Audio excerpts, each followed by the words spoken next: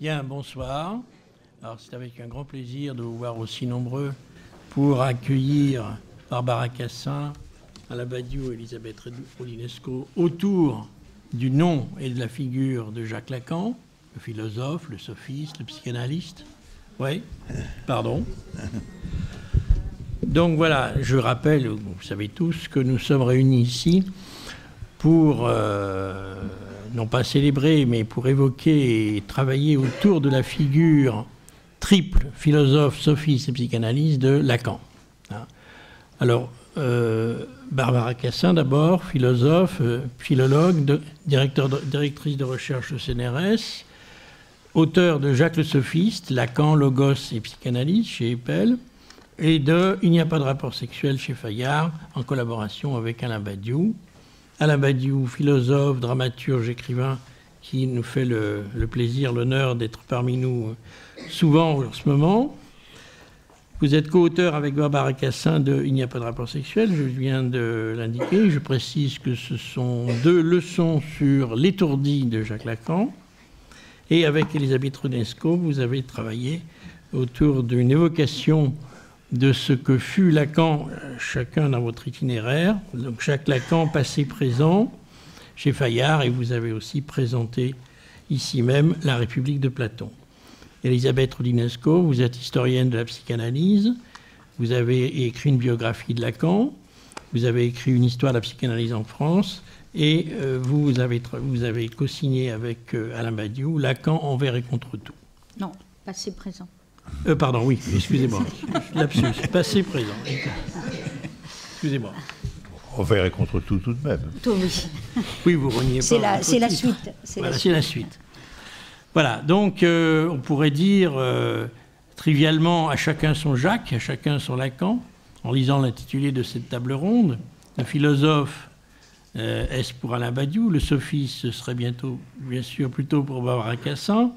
Et on laisserait le psychanalyste tout entier à Elisabeth Roulinesco.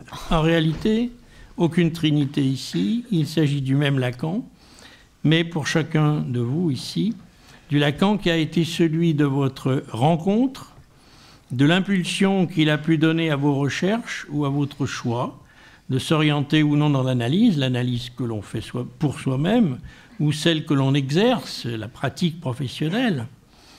Et chacun sait ici le poids des séminaires et des écrits de Lacan, dont je rappelle qu'ils sont sortis en 1966, le poids qu'il a eu dans la production théorique, littéraire, dans les débats d'idées, le poids parfois dramatique de telle ou telle déclaration, de telle ou telle décision. Je pense par exemple à celle de la dissolution. Et les plus anciens ici ont souvenir du contexte qui entourait la parution des écrits, le structuralisme dressé contre la phénoménologie et l'humanisme, il en est question dans vos ouvrages, les allers-retours entre un renouveau du marxisme chez les jeunes gens en colère des années 60 et les recherches linguistiques. Également, vous évoquez dans vos livres le poids de Lacan dans l'après-mai 68, qu'il jugea d'ailleurs sévèrement et dont il dénonça la méconnaissance. Vous voulez un maître, vous l'aurez. Il s'agissait précisément d'en sortir de cette période sans brader l'essentiel. Mais aujourd'hui, près d'un demi-siècle après l'apparition des écrits, 30 ans après la mort de Lacan, un peu plus même, dans quel état se trouve la formation des analystes? Quel crédit même accorde-t-on à la psychanalyse, parfois si violemment attaquée? La division académique du savoir à l'université est telle aujourd'hui que, hormis quelques oasis, la voix de Lacan est inaudible, la parole de Lacan est disqualifiée. Pourtant, la belle aventure commune de Lacan avec les philosophes avait pu, non sans quelques malentendus, féconder la recherche, ouvrir la philosophie et la parole lacanienne, mais aussi rapprocher les analystes de la philosophie quand ils n'en étaient pas eux-mêmes issus. Alors, quel sens y a-t-il aujourd'hui à prolonger l'œuvre de Lacan? Dans quelle direction? Quelle doit être la qualité de notre lecture pour que l'œuvre de Lacan, œuvre d'émancipation, je crois, figure des Lumières, pour que cette œuvre puisse encore féconder la pensée, y compris, comme le dit Alain Badiou, hors du champ de la psychanalyse. Je me tourne vers vous, Barbara Cassin, en citant un propos de Lacan dans le Séminaire 12, Problèmes cruciaux de la psychanalyse, en 1965. Voici la phrase. Le psychanalyste, c'est la présence du sophiste à notre époque, mais avec un autre statut. Alors le sophiste, vous qui avez consacré beaucoup de travaux aux sophistes, comment recevez-vous aujourd'hui cette phrase? Quel est ce statut aux yeux de Lacan à l'époque? Et quel est-il pour vous aujourd'hui? Bon, d'abord, cette phrase m'a bluffé. J'ai trouvé extraordinaire qu'on puisse se réclamer comme ça d'être sophiste. Oui. C'est-à-dire d'être absolument et intégralement condamnable par la philosophie. Et que ça soit professionnel. Le psychanalyste, c'est la présence du sophiste à notre époque avec un autre statut. Alors, je me suis demandé pourquoi et comment ça pouvait se faire. Quand je dis que... le titre de mon livre, Jacques le sophiste, ne veut pas du tout dire que Jacques ne soit pas aussi philosophe, ni aussi psychanalyste. Hein. C'est au contraire cette liaison des trois qui m'intéresse. Et ce que j'ai compris, ce que j'ai cru comprendre, c'est qu'il y avait au fond un même, on va appeler ça comme ça, régime de discours qui pouvait réunir sophistique et psychanalyse. Et alors, on peut le voir à des détails petits et on peut le voir à des grosses masses. Les détails petits, c'est d'abord que les sophistes, ces salauds, si j'ose dire, se faisaient payer. C'est d'ailleurs vraiment le premier reproche qu'on leur a fait. Ils se faisaient payer pour parler, et pour enseigner et pour guérir. Deuxième petit point, pour guérir, j'ai dit. Oui, les sophistes travaillaient avec la parole et, par exemple, Antiphon a ouvert le premier cabinet de psychanalyse. Il s'est installé sur l'agora et il a dit « Racontez-moi vos rêves » et je pratique la techné alupias, l'art du déchagrin. Je vais vous déchagriner, c'est-à-dire je vais interpréter vos rêves et ça va les dédramatiser ou ça va les ouvrir. Voilà des points, si vous voulez, extérieurs. Évidemment, on se rend compte que c'est des mondes qui sont incommunicables, ou disons des mondes qui sont incomparables, l'agora grecque et un cabinet de psychanalystes. Mais bon, le logos, le langage, on peut payer pour ça, et ça peut servir à soigner. Et quand je prends les choses plus largement, alors là, il y a un rapport très étroit entre ce que fait le langage dans un cas et dans l'autre, à savoir qu'il fait, justement. Benveniste disait, à propos de la psychanalyse, c'est un langage qui agit autant qu'il exprime. Eh bien, c'est de cela, véritablement, dont il s'agit. Il s'agit d'un langage qui est efficace, qui performe. Donc, le philosophe, pour moi, à mes yeux, d'antiquisante, instruite par les présocratiques et par les présocratiques lus par Heidegger, le philosophe, c'est celui qui dit ce qui est et qui a à charge de dire l'être fidèlement, de le dévoiler, d'être adéquat, etc. Le sophiste, c'est celui qui fait être ce qu'il dit, qui fabrique des choses, qui performe, qui fait de la performance langagière. Et à mes yeux, le psychanalyste, avec un autre statut, performe aussi. Il performe un autre état. Il fait passer quelqu'un, alors, c'est tout le problème. Est-ce qu'il guérit? Est-ce qu'il soigne? Qu'est-ce qu'il fait? Bon. Mais il fait passer d'un état à un autre. Protagoras dirait d'un état moins bon à un état meilleur. J'en suis pas sûre, mais peut-être. En tout cas, voilà donc un langage qui agit et qui n'est pas simplement de la rhétorique vide comme l'en accusent les philosophes. Donc la psychanalyse est au fond une espèce d'incarnation contemporaine de la sophistique, et on comprend là vraiment pourquoi. Maintenant, si on rentre dans le détail, on s'aperçoit que le tiers là-dedans, c'est Aristote. Aristote, c'est celui qui interdit, avec le principe de non-contradiction, qu'on dise plusieurs choses à la fois. Quand on regarde comment est fait le principe de non-contradiction, il est établi à partir d'une exigence qui implique que parler, c'est dire quelque chose, c'est dire une seule chose, la même pour soi-même et pour autrui. Quand je dis bonjour, je ne dois pas dire au diable. Ça ne marche pas. Et si c'est ça, je suis une plante ou un sophiste. Hein, je ne suis pas un homme. Eh bien, Lacan appelle ces non-hommes des par-lettres, c'est-à-dire des gens qui, je ne sais pas quoi, intrinsèquement intriquent l'être et la parole d'une manière non philosophique. Et les points de repère à mes yeux, c'est la possibilité d'abord de performer, de faire quelque chose en le disant, de transformer le monde en parlant, de transformer l'autre en parlant. Et la deuxième possibilité, ou en se taisant, disons dans un dispositif langagier. Et le deuxième point sur lequel je veux insister, c'est que ce dont il s'agit alors, c'est du signifiant. C'est-à-dire que si, quand on dit plusieurs choses, et plusieurs choses en même temps, eh bien l'exemple qui vient tout de suite, c'est l'homonymie. Par exemple, je ne sais pas, les noms du père. C'est un exemple tout à fait qui pourrait être dans les réfutations sophistiques. Les noms dup, R, les noms du père. Bon, ça, c'est absolument un exemple de sophisme pour Aristote. Et c'est un exemple de ces plantes qui osent parler, ou qui croient qu'elles parlent, quand elles font du bruit avec leur bouche, c'est-à-dire quand elles émettent des signifiants. Donc vous voyez, tous ces points de contact renvoient à un certain type de rapport à la parole.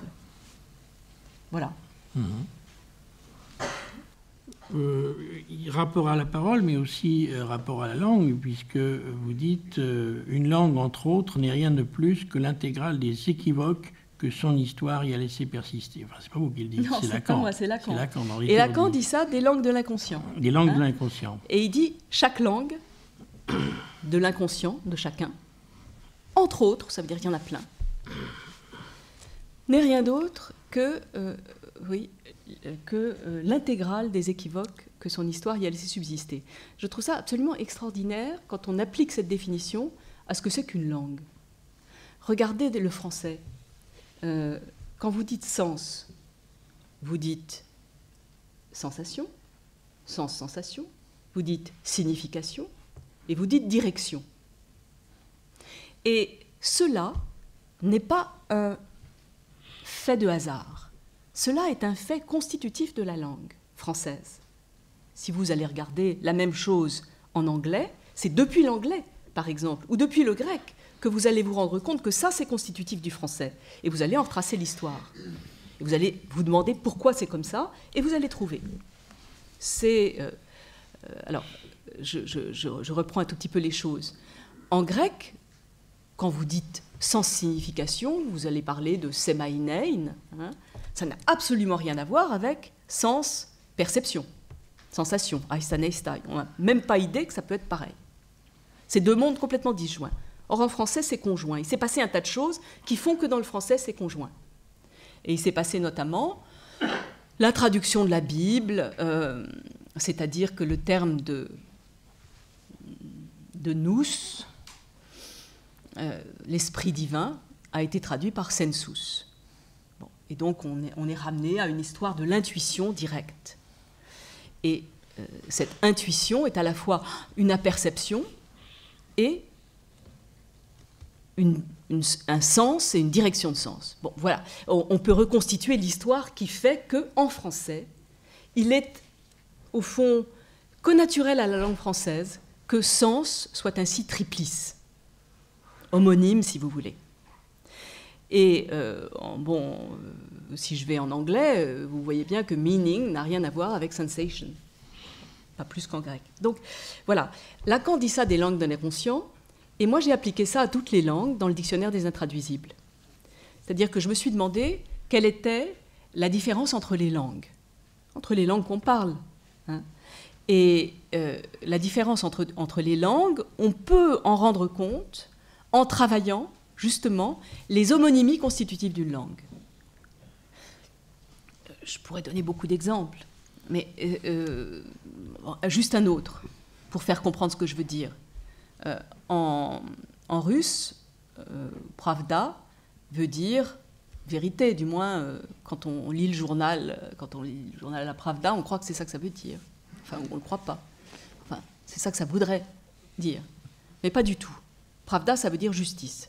Ça traduit dikaiosune, la justice en grec. Dans la Bible, par exemple, on traduit par pravda, dikaiosune. Et quand j'ai fait ce dictionnaire des intraduisibles avec des Russes et des russophones, eh ben, ils ne voulaient pas qu'on fasse un article, vérité, truth, par exemple, Wahrheit, pravda. Ils voulaient qu'on fasse un article, justice, pravda. Bon. Et donc, pravda est pour nous homonyme, voulant dire quelque chose comme vérité, justice. Mais pour les Russes, c'est notre vérité qui est homonyme, qui veut dire quelque chose comme pravda d'un côté, vérité, et puis istina de l'autre, exactitude, justesse. Bon. Et donc, eux, ils disent en deux mots ce qu'on dit en un. Et nous disons en deux mots ce qu'ils disent en un. Donc, voilà, c'est ces espèces de conglomérats de sens très caractéristiques quand on y réfléchit, quand on regarde les textes à travers lesquels ça s'est construit et les textes qui se construisent à partir de là. Par exemple, Crime et Châtiment, se construit sur l'homonymie, sur une homonymie aussi. Bon. Voilà, on apprend tout d'un coup qui on est. C'est-à-dire on apprend la langue qu'on parle, on la saisit autrement, on sait que c'est une langue qu'on parle et on apprend comment on la parle. Donc tout ce travail sur le langage, au fond, si j'essayais de le reporter sur une psychanalyse que je n'ai pas faite, j'imaginerais que, on m'aurait appris, j'allais dire, de quelle langue je me chauffe. Voilà. Et quel est le rapport, selon vous, entre les langues de l'inconscient, les langues dont vous parlez, et la langue, au sens lacanien? Là, la langue? Là, la langue. Là, on va rentrer dans du dur lacanien. Hein. Ben oui.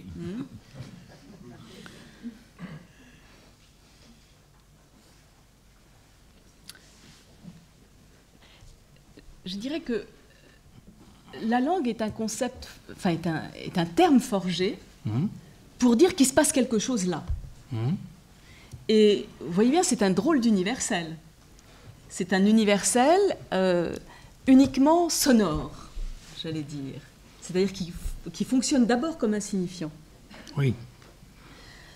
Bon, voilà, c'est la première chose que j'ai envie de dire. C'est-à-dire que par rapport aux différentes langues, c'est un autre, on nous indique une direction et un autre type de réflexion. D'accord. Alain Badiou, vous avez contribué largement à une réinscription de Lacan dans la philosophie comme telle. Hein. Et aujourd'hui, vous confrontez toujours la philosophie à chaque objet nouveau, dites-vous, qui se dresse comme un défi et que vous appelez antiphilosophie. Alors vous citez le non-être, l'exister, la vie, l'inconscient. Alors, quelle est cette déclinaison singulière qui vous amène à affirmer, je vous cite, « En finir avec le sens est sans doute le plus haut enjeu de toute philosophie digne de ce nom ». Oui, alors je voudrais d'abord commencer par dire que la rencontre avec Lacan, du point de vue de mon désir philosophique, la rencontre avec Lacan, c'était la rencontre avec quelque chose qui était à la fois interne et externe. C'est ça la position très particulière de Lacan pour moi. C'est-à-dire, c'était, et je crois qu'il je n'ai rien rencontré qui soit exactement dans cette position intérieure et extérieure à la fois. C'était intérieur parce que Lacan propose des commentaires, des usages, constitue des référents dans le corps entier de la philosophie qui occupe une place considérable dans son enseignement. Il faut tout de même bien voir ça. Très différent de Freud de ce point de vue. Et la référence à la philosophie est constante, explicite, et il entretient une sorte de débat avec son histoire. Il a été commentateur détaillé d'Aristote, de Platon, mais aussi bien de Kierkegaard et de Hegel. Il a été traducteur de Heidegger. Il a réhabilité et réinterprété le cogito de Descartes. Donc, l'horizon philosophique est absolument constitutif de son trajet. Mais d'un autre côté, et surtout à partir d'un certain moment de sa trajectoire, il est devenu soupçonneux à l'égard de la philosophie. Il l'a maltraité. Et il a dit que c'était une honte, la honteologie. Voilà. Il a accusé la philosophie, dans son origine parménidienne, de tenter ou de proposer quelque chose qui, à certains égards, était absurde. Il était du côté de Héraclite, c'est-à-dire du côté de la signifiance, et hostile, comme Barbara vient de rappeler qu'elle l'est, à se tenir du côté de l'être. Et il a fini par formaliser tout ça en reprenant le vieux mot d'antiphilosophie, tiré en fait d'une référence du XVIIIe siècle. Et donc voilà, il était interne à la philosophie, et puis il était anti-philosophe. Et ça, c'était en effet la question de savoir si le point de départ de la pensée se trouve au ras de la langue, dans le jeu signifiant et dans l'équivoque, ou si au contraire le point de départ de la pensée c'est s'établir là où l'équivoque est le plus réduite possible. C'est-à-dire là où on peut trouver une figure d'univocité véritable. Et sur ce point, Lacan continue à être interne et externe, parce que quand même quelqu'un qui a sous le nom de mathème, désigné quelque chose dont il déclarait que ça pouvait se transmettre sans reste.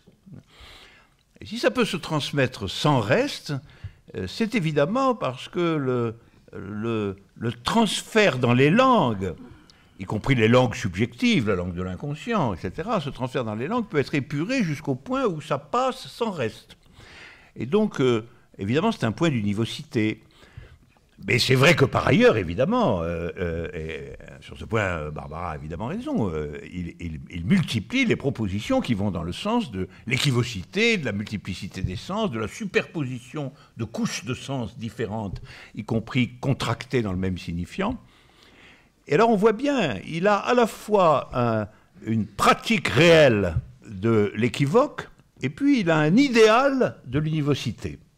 Il a un idéal de la transmission sans reste, et il l'écrit noir sur blanc. Il dit le mathème, c'est notre idéal. C'est notre idéal. Le nous est le nous des psychanalystes. Alors voilà, c'est ça. Et donc on voit bien pourquoi cette manière d'être à cheval sur deux orientations qui ne paraissent pas complètement compatibles. Je pense que c'est parce que la question de ce que la pensée vise est toujours distribuée entre le sens et la vérité. Voilà. Et que c'est cette...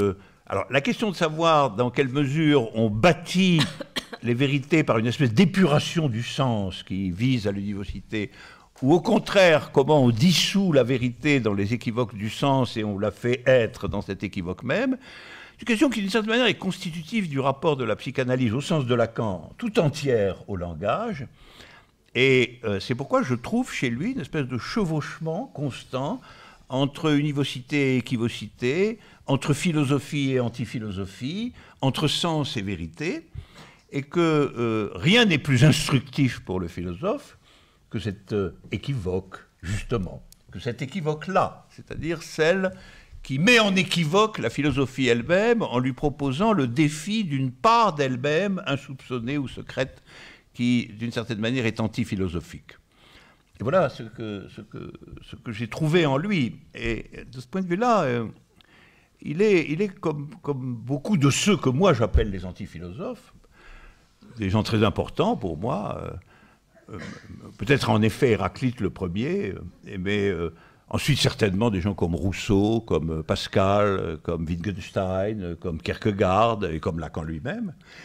Il y a une filiation comme ça qui traverse l'histoire de la pensée et qui consiste toujours à mettre la philosophie au défi de la prononciation subjective. Je le dirais comme ça. C'est-à-dire, oui, la philosophie, finalement, elle ne passe son temps à effacer le régime vrai de la prononciation subjective. Et les antiphilosophes sont ceux qui somment la philosophie de reprendre acte de cette prononciation subjective. Et alors, c'est pour ça que j'ai dit, bah, oui, finalement, un philosophe aujourd'hui, c'est quelqu'un qui relève le défi de Lacan. C'est ça mon rapport à lui. Voilà.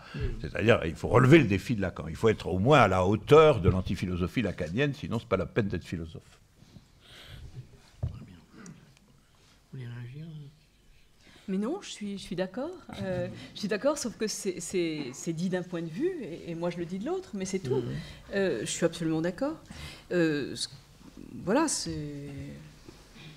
Je ne suis pas sûre de comprendre ce que veut dire prononciation subjective, c'était mon seul point. Oui. On peut dire discours de l'inconscient, on peut dire position énonciative, on peut dire parole. Ouais. Voilà, parole.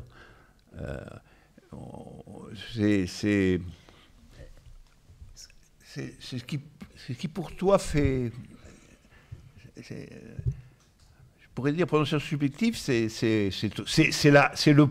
le point où s'enracine la performance langagière. D'accord. On peut dire performance. Très bien. Juste ce que je voulais dire aussi, c'est que c'est le côté, disons, hétérodoxe de Lacan qui fait comprendre l'orthodoxie. C'est toujours dans ce sens-là que ça se passe. C'est-à-dire que s'il est intéressant quand il lit Descartes, c'est parce qu'il sait lire Démocrite. Et c'est pas le contraire. Ça, c'est pas sûr. Ça. Pour moi, c'est ça, je pense, le point d'inflexion. C'est pas sûr. Je crois que... Rien n'est plus intéressant chez lui que ce qu'il fait de Hegel. Et il ne le fait pas à partir de Démocrite, Hegel. Ça va pas du tout. Enfin bon, il le fait à partir de Kojève, surtout. Il le fait. Oui. Bah, oui. Il le fait. C'est sûr. Je pense qu'il est. Je pense que c'est un personnage dont le mouvement n'est jamais le même. Je t'accorderai que dans certains cas, il fait comme ça, mais dans d'autres, il fait dans l'autre. Ça dépend des objectifs qu'il vise. Ça, c'est vrai que c'est une pensée à objectif. D'accord. Donc. Oui, c'est une stratégie. Oui, c'est exactement ce que je veux dire. C'est un passager clandestin. Oui, mais ça, nous espérons tous l'être. Oui. Le passager officiel, celui qui a payé sa place. Et vous citez Pascal, Kierkegaard, ce sont des figures de la subjectivité. Quand vous citez ce que sont pour Lacan, Pascal ou Kierkegaard, ce sont des figures de la subjectivité et anti-hégélienne en ce qui concerne. Bien sûr, c'est ce que je disais, mais c'est toujours ça, un antiphilosophe. C'est quelqu'un qui prononce que la philosophie a manqué dès sa proposition première, qu'elle a manqué le sujet, en fait. Et c'est pour ça que ce sont aussi des gens qui témoignent toujours à partir de leur propre existence, qui mettent en jeu leur propre existence. Rousseau, Pascal, ce sont des gens qui enracinent ce qu'il y a à dire dans un mouvement qui est un mouvement de confession. narration existentielle. Pas Démocrite du tout, justement. Ben non. Ah non, mais Démocrite, c'est autre chose. Non, c'est la c'est même ça. chose. C'est celui Mais qui Démocrite, c'est pas du tout ce que tu dis. Démocrite, c'est un système philosophique mathématisable, à la limite, voilà. Et c'est la théorie atomistique.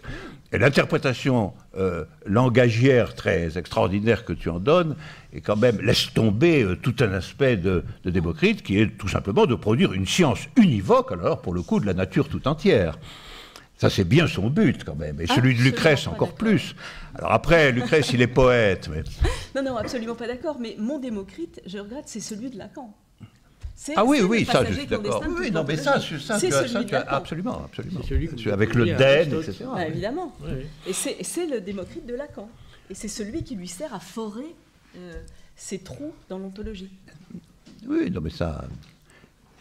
J'objectais simplement qu'il y a un Démocrite tout autre. Bon, on va en rester là pour Démocrite. On approfondira la question une autre fois. Ça vaudrait le coup. Hein, ça vaudrait le coup. Oui. On vous réinvitera l'année prochaine. On fera un séminaire sur Démocrite, un séminaire contradictoire sur Démocrite, ça vaudrait vraiment le coup. Absolument.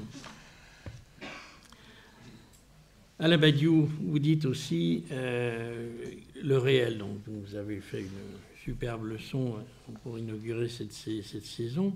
Vous dites le réel est insymbolisable, donc il faut le taire. Donc là, on doit le taire, mais on peut l'indiquer, dites-vous. Donc ça, c'est l'apport de Wittgenstein, ça. Oui. C'est-à-dire que très brièvement, le réel au sens de Lacan est insymbolisable, ça c'est il est donc... c'est aussi une thèse très particulière, ça, y compris par rapport au langage. C'est-à-dire que le réel n'accède pas à la symbolisation. Alors, en effet, ça ne peut pas être dit à proprement parler, le réel. Le réel est la cause du dire. Le réel est la cause du dire, la cause évanouissante du dire. Mais il ne peut pas être dit. Et moi, ce que je soutiens, et je crois avec Lacan, c'est qu'il ne peut pas être dit, mais il peut être pointé à condition qu'on propose une formalisation, qu'on en propose une formalisation. Cette formalisation va échouer à saisir le réel qui la cause, mais au point de son échec, il y aura quelque chose qui permet de toucher le réel. C'est pour ça que le réel lui-même a absolument besoin de la formalisation. Ça, c'est la définition lacanienne, c'est que le réel, c'est l'impasse de la formalisation. Donc, il a besoin de la formalisation, c'est-à-dire il a besoin d'une tentative de dire univoquement le réel qui va échouer. C'est un fait, elle va échouer. Mais le point de l'échec est justement le point réel. Ce qui nous fait passer à l'autre définition lacanienne, c'est que le réel, c'est l'impossible. Mais l'impossible de quoi, finalement ? L'impossible de la formalisation. Et donc, il y a quelque chose qu'il faut faire entrer en jeu, là, c'est les puissances proprement formelles du langage, c'est-à-dire celles qui, quand même, tentent ou tiennent le pari de l'univocité. Et alors, on voit très bien, c'est de nouveau, c'est dedans dehors. C'est-à-dire, Lacan va dire, pour accéder au réel, il faut se tendre vers l'univocité, d'une formalisation en mathématiques. Il va dire ça d'un côté, puis de l'autre, il va dire, mais en fin de compte, c'est l'échec de ça qui constitue le point réel. Mais en même temps, pour échouer, il faut faire. Sinon, c'est pas ce qui échoue. Mais vous dites aussi, on peut l'indiquer. Voilà, on peut le pointer, on peut l'indiquer. Et là, vous reprenez une distinction de Wittgenstein entre... Oui. Alors Wittgenstein, il est très présent aussi dans un certain Lacan. Mais on ne va pas procéder à la visite de tous les philosophes de Lacan. Non, bien sûr. Ah oui, parce que... Alors, tous les lecteurs de Lacan n'ont cessé de commenter deux, je n'ose pas dire deux aphorismes, deux sentences.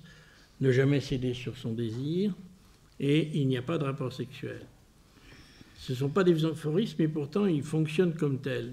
Et s'agissant du premier, ne jamais céder sur son désir, on voit bien en quoi ça consonne avec ce que disent les philosophes. Hein, vous dites, je vous cite, « Pouvoir et savoir défaire ce que l'on croyait avoir fait et nouer de manière compacte ».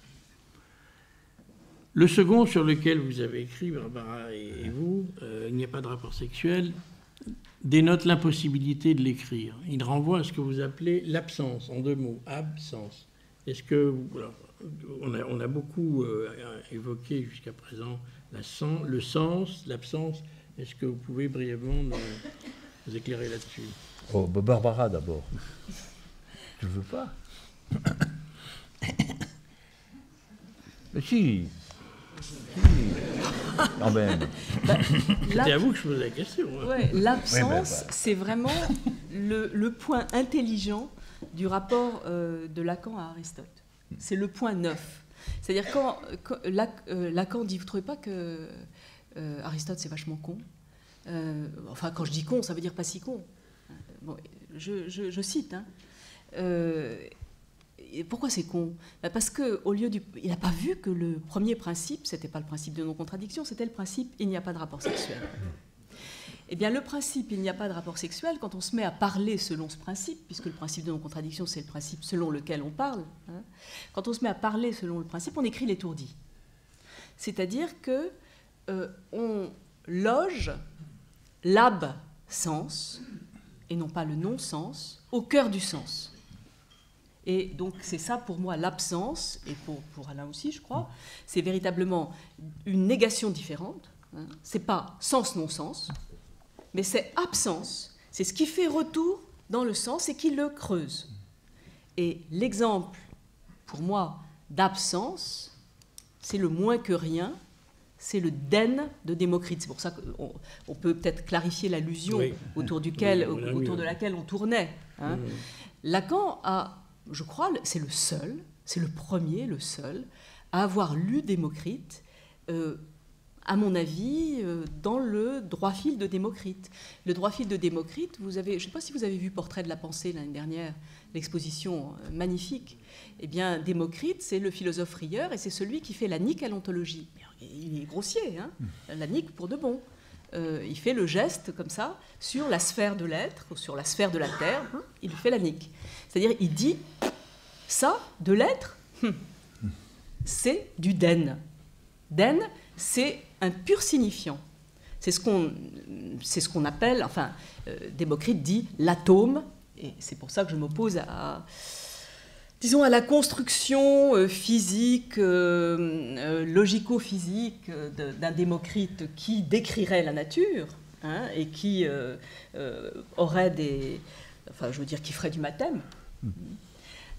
Démocrite, lui, ce qu'il fait, c'est qu'il dit l'atome, point ultime, là, c'est rien.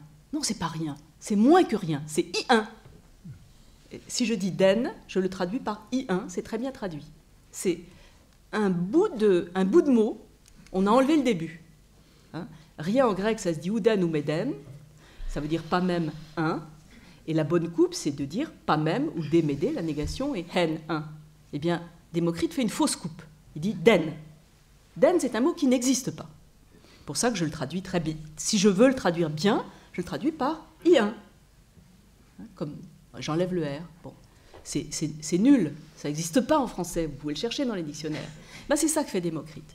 Et Lacan pointe ce den et il dit, voilà, c'est ça le passager clandestin de toute l'ontologie. Eh bien, pour moi, le den, c'est, si vous voulez, le signifiant même du signifiant, le signifiant de l'absence. C'est-à-dire ce qui fait retour dans le sens pour le creuser et pour l'innaner, en somme. Oui, ben, juste un mot sur absence. Je pense aussi que c'est le dire du premier retrait obligé. Voilà. Ceci dit, on peut faire dans le champ absolument formalisé et totalement univoque, on peut faire cette opération. Par exemple, si on dit que l'ontologie, en définitive, son point, c'est une inscription pure, à savoir l'inscription de l'ensemble vide. Voilà. C'est ma thèse. Donc, je la trouve très proche de celle-là.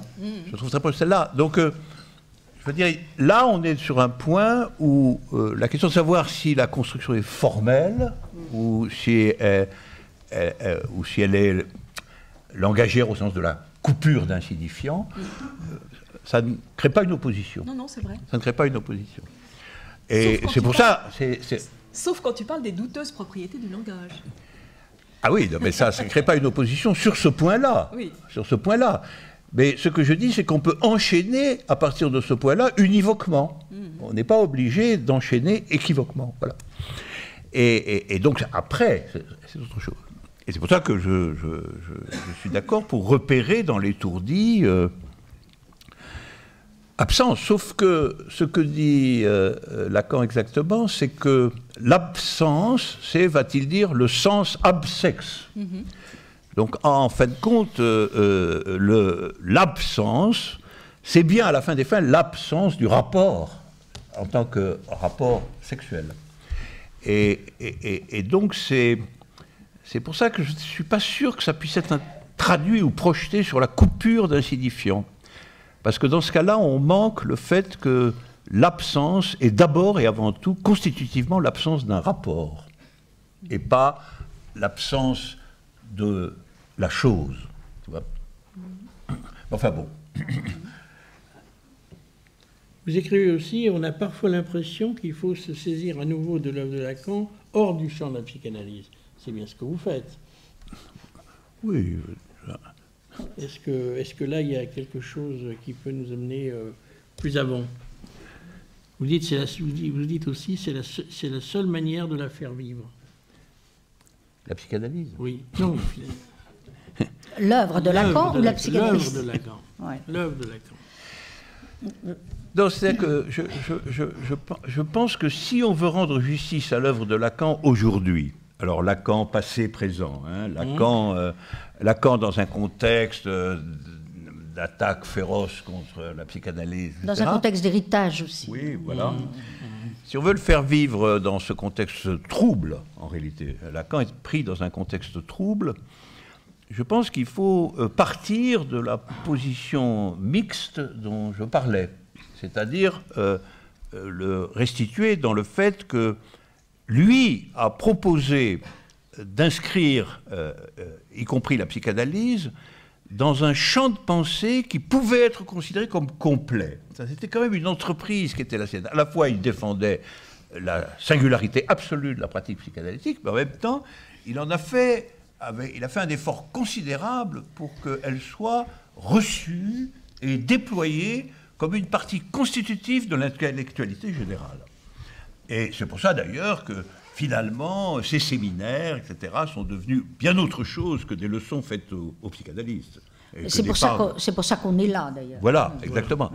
Et c'est simplement ça que je veux dire. Et donc, c'est le fait qu'il y ait une possibilité de restitution de Lacan au champ de la philosophie n'est, à mes yeux, qu'un argument en sa faveur, et en fin de compte en faveur de la psychanalyse comme partie constitutive de l'intellectualité générale et comme un élément qui met en dialectique la philosophie elle-même.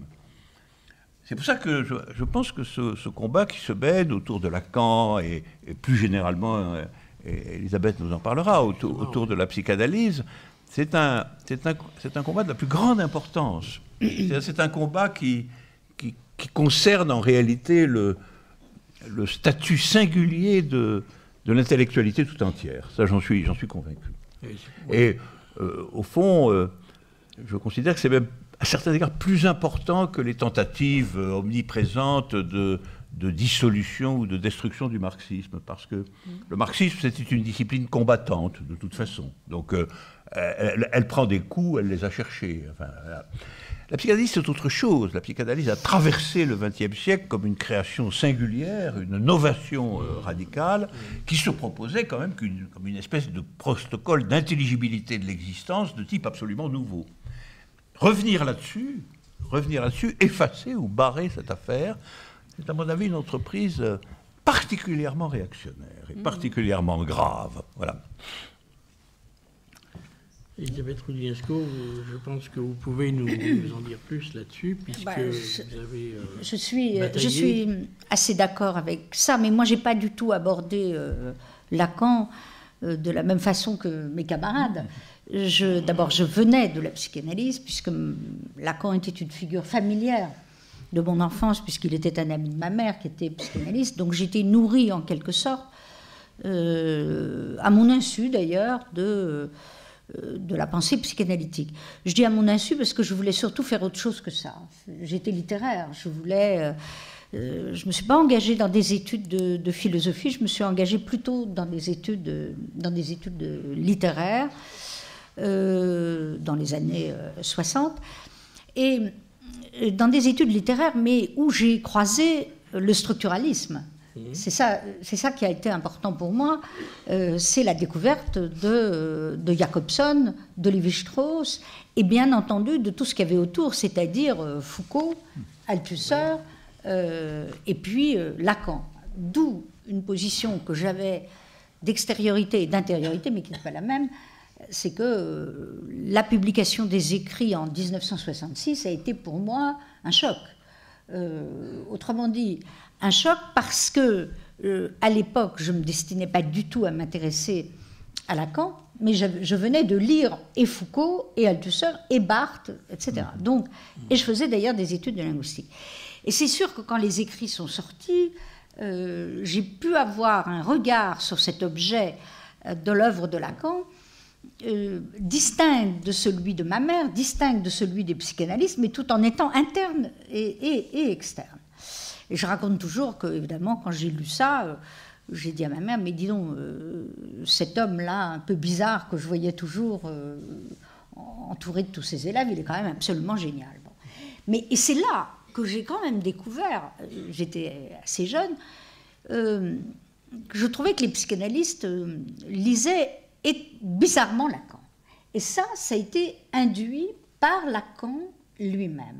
Là, on retrouve évidemment ce que tu viens de dire, c'est qu'à la fois, Lacan a incontestablement rénové la lecture de Freud. On ne serait pas là aujourd'hui à en parler s'il ne l'avait pas fait. Il a introduit la philosophie dans une relecture de Freud qu'il avait évidemment écartée, puisque ça ne veut pas dire que ce n'est pas présent chez Freud, mais quand même, le modèle de Freud, c'est la biologie, c'est Darwin, ce sont les sciences, c'est la neurologie, c'est la science qui interpelle Freud. Il écarte soigneusement la philosophie et il en fait à son insu, bien entendu. Mais enfin, Lacan, lui, il a ramené tout ça. Et il a ramené une modernité du XXe siècle. Le surréalisme, Joyce aussi, hein, la littérature, lecture de Nietzsche dans sa jeunesse, et puis de Spinoza. Donc tout ça, pour moi, a été très important. Je voyais bien que grâce à cette œuvre, pour ma génération en tout cas, où Lacan était, où Freud était enfermé dans le discours médical, quand même, Lacan donnait à Freud et à la psychanalyse une dimension d'intellectualité tout à fait nouvelle. Mais en même temps, il y avait une formidable ambivalence chez lui, parce qu'il la donnait tout en se moquant complètement des philosophes, d'où son côté anti-philosophe. Et d'où cette chose très étrange qui se développait déjà à l'époque et qui se développe encore bien plus grandement aujourd'hui, qui était que les psychanalystes qui étaient formés par Lacan se considéraient quand même propriétaires et de la psychanalyse et de cette œuvre, au point qu'ils disaient, oui, mais d'accord, Lacan lit peut-être la philosophie, mais on ne peut pas lire ni Lacan ni Freud si on n'est pas psychanalyste. Ça, j'ai entendu ça des années durant, et ça continue encore. Donc, j'étais pris, moi, dans ce clivage, je n'ai pas fait d'analyse à l'époque, et puis comme tout ça m'énervait beaucoup, j'ai fini par faire une analyse, parce que je voulais aller voir si on lisait mieux les œuvres de Freud et de Lacan quand on avait été analysé. Pas du tout. Parce que c'est peut-être pas une bonne raison de pouvoir. Non, mais pour moi, si, parce que la question, elle se posait pas du tout pour moi de j'allais mal, donc je vais faire une cure. Pas du tout, j'allais très bien. Je voulais voir ce que ça voulait dire. Et ça, c'est une chose qu'on oublie aussi de cette génération qui était la mienne, c'est que beaucoup de gens allaient en analyse parce que c'était fascinant, cet exercice d'exploration de soi, alors que Freud avait amené, que la psychanalyse avait amené dans le siècle et qui est capitale. Hein, c'est une révolution, en effet, fondamentale, aussi importante pour moi que le marxisme, mais tu as raison, il y a quelque chose de plus.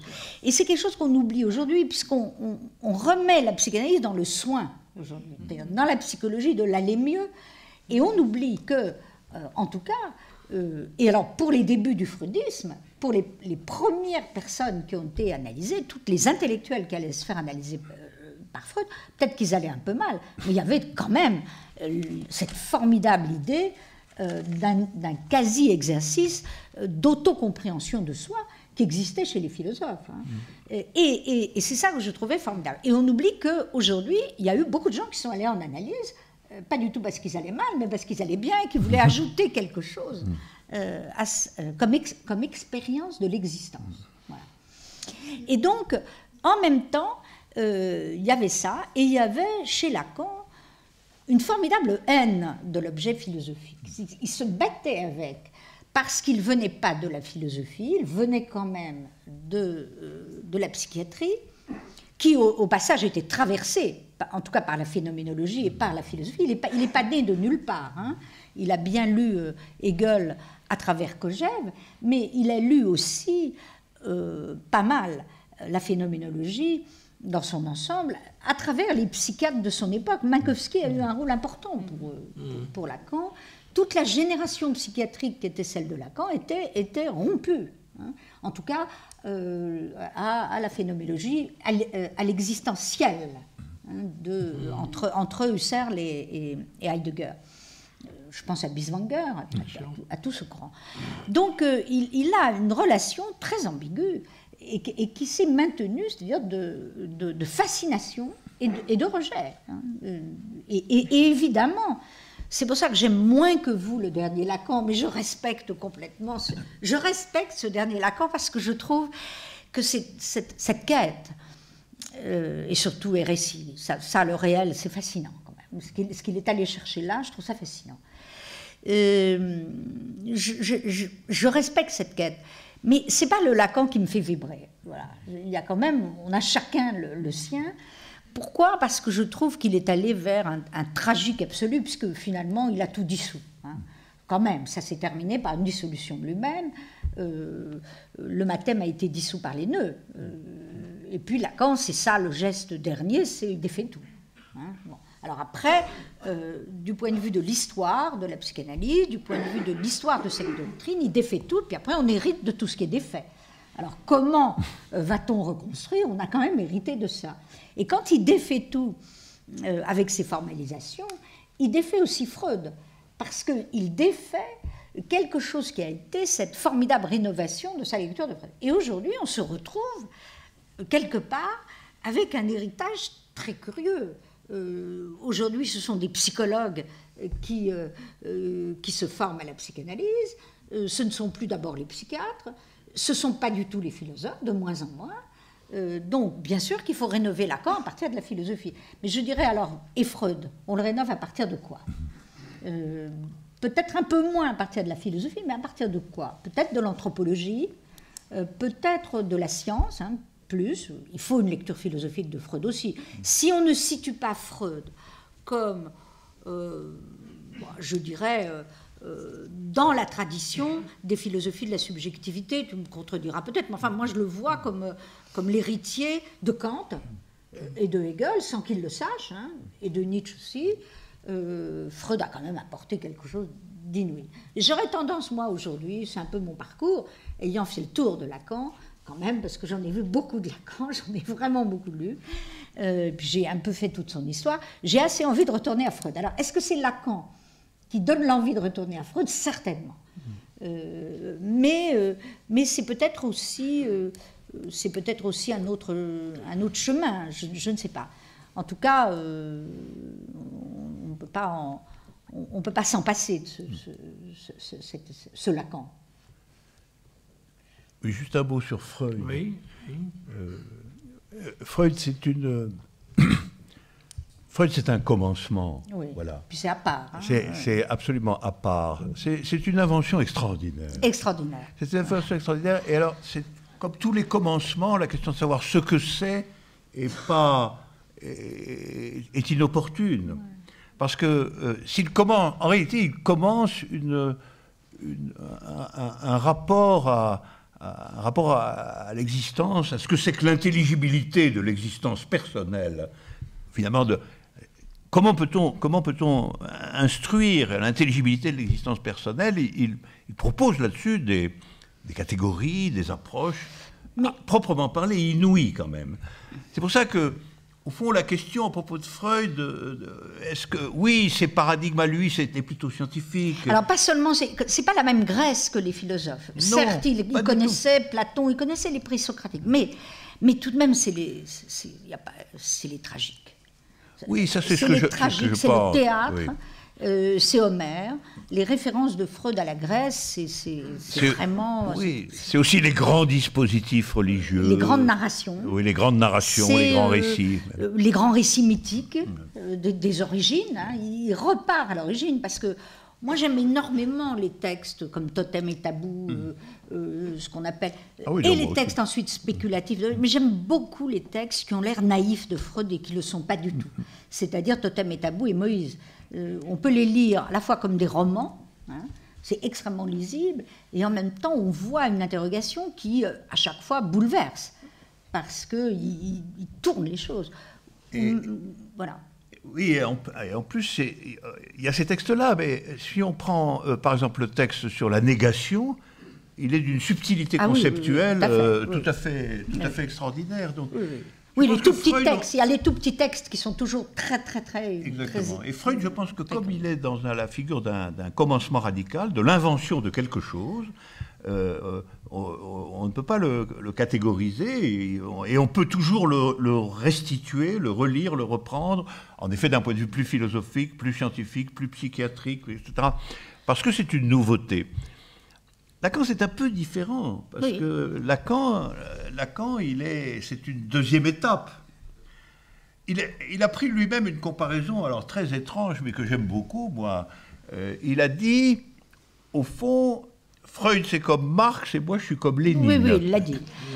Il l'a dit. Si, il l'a dit. Il l'a dit, mais je vois très bien comment on peut l'interpréter. On peut l'interpréter en disant, Freud, c'est quand même la fondation, c'est le premier temps. Et moi, je suis quand même dans le second temps. Je suis dans le second temps. Et être dans le second temps, c'est autre chose. Alors, oui, je peux ajouter. Le problème de Lacan, c'est le danger qui fabrique des dogmes, parce qu'il a toujours pensé que Freud était le premier et lui le second, et puis qu'il n'y avait rien à côté. Alors, l'ennui, c'est qu'il y avait beaucoup à côté. Il n'y avait certainement pas Lacan seul, il n'y avait pas seulement Lacan et la philosophie, il y avait quand même d'autres figures du freudisme qu'il avait tendance, et qui n'étaient pas nulles. Bon, quand on regarde bien aussi l'œuvre de Mélanie Klein, Lacan est traversé par l'œuvre de Mélanie Klein. Il n'aurait jamais écrit le texte de 38 sur la famille s'il n'avait pas été cherché du côté des post-freudiens. Alors, bien entendu, Lacan avait l'avantage que les freudiens, je dirais les freudiens honorables de l'époque, il y en avait quand même beaucoup à son époque, il les a pas mal méprisés. Mais il faut aussi les redécouvrir. Il s'en est nourri. Sauf qu'il avait tendance à se poser comme le seul qui avait refondu l'ensemble de la doctrine. Mais il était aussi tributaire de ce dont il ne parlait pas. Donc, il y a toujours chez lui, c'est pour ça que l'histoire m'a intéressée, Lacan masque les sources. C'est vrai qu'il énonce ça, mais il masque aussi. Il a un rapport très étrange et manichéiste entre le bien et le mal, Lacan, je dirais. Il y a des figures de mauvais objets chez lui, il ne veut pas en entendre parler. Hein. Il ne veut pas entendre parler, par exemple, de l'influence que Kojève a eue sur sa lecture de Hegel. Il le dit, hein. Bon. Enfin, tout de même, il l'a masqué. Or, son Hegel, il est quand même très kojèvien. Peut-être tu me... Non. Enfin, il est très kojèvien. D'autre part, il a quand même... C'est vrai que le Stade du miroir est un texte admirable et très hegelien, d'ailleurs, par certains côtés.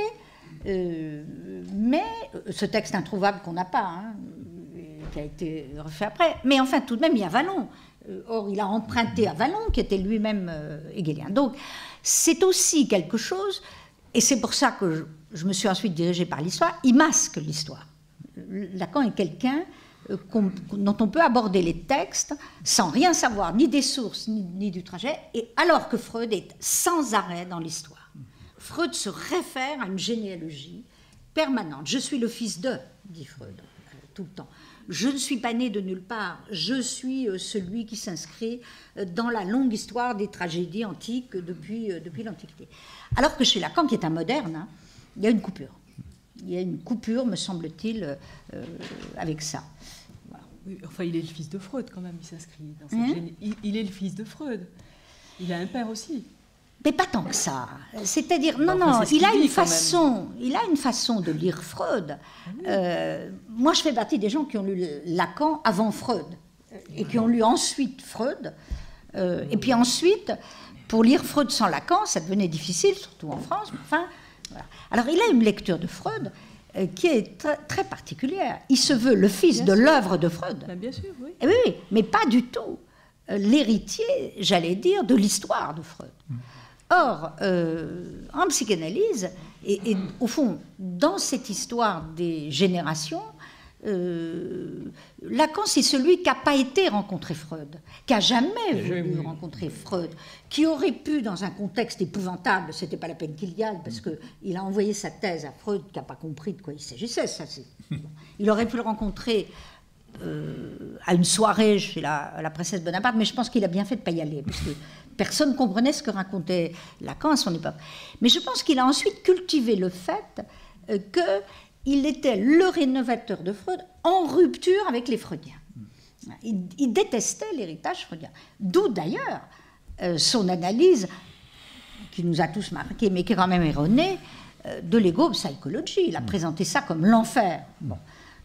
C'est pas que l'enfer, l'ego psychology, c'est pas des imbéciles quand même. Ils ont tenté eux aussi quelque chose aux États-Unis qui n'est pas du tout ce qu'on a dit, qui n'est pas la théorie de l'adaptation. Ils ont essayé de faire quelque chose après Freud. Alors évidemment, c'est en ça qu'il est le fils de l'œuvre de Freud, mais il n'est pas le fils de Freud. Hein. Je ne sais pas si tu vois là. Oui, mais ça, je comprends. Oui, enfin, on la voit avec la seule notion de fils, il me semble. Ça veut dire, quand on est fils, on est... pas seulement fils, quand on est fils. C'est pas gênant qu'il soit infidèle à Freud, c'est pas ça que je veux dire. Plus on est infidèle, plus on est fidèle. Qu'il soit... Mais je veux dire par là... Je veux dire passant. Non, mais très souvent, quand même, Lacan a induit dans son enseignement et dans la transmission de sa pensée des équivocités invraisemblables. Il a fini par croire que ce qu'il lisait dans Freud, c'était vraiment dans Freud. Hein. Or, ça n'y est pas. Les 3/4 du temps, il réinvente Freud, il réinvente des concepts, il croit qu'ils sont chez Freud. Si tu prends le concept de forclusion, il n'est pas chez Freud. Hein. Or, Lacan croit le voir chez Freud. Il le retraduit en allemand. Bon. Donc, il y a quand même... Oui. Ah ben oui, ça n'existe pas, c'est pas un concept chez Freud, tout ça. Bon, il y a pas... Alors, quelquefois, Lacan, quand il élabore réel, symbolique, imaginaire, quand même, il croit que c'est dans Freud. C'est pas dans Freud. Donc, on est obligé, si on veut bien comprendre ce qu'a été la lecture lacanienne de Freud, il faut aller voir chez Freud. Parce que sinon, on va commettre ce qu'ont commis beaucoup de psychanalystes, c'est d'aller chercher dans les librairies les textes de Freud sur la forclusion. Et quand je dis les textes de Freud sur la forclusion, je dis les textes de Freud qui n'existent pas et qui sont de Lacan. Et donc, cette question-là, on l'a peut-être pas dans la philosophie, qui est la transmission de l'histoire de la philosophie. Quand tu fais ton enseignement, tu ne penses pas un instant que tes propres concepts sont déjà dans Platon. Oh, bien sûr que si, que je pense. Non, c'est bien ce que fait la bête. mais ça n'est pas vrai. Moi, je t'ai bien lu. Ça s'appelle interpréter. Non, il y a interprétation délirante et puis il y a interprétation de savoir. Et donc, si tu fais ce que tu fais sur Platon, c'est précisément parce que tu sais que tu ne l'es pas. Mais Lacan, à un moment donné, il a vraiment pensé. Et surtout à la fin, que c'était lui qui parlait Freud, en quelque sorte.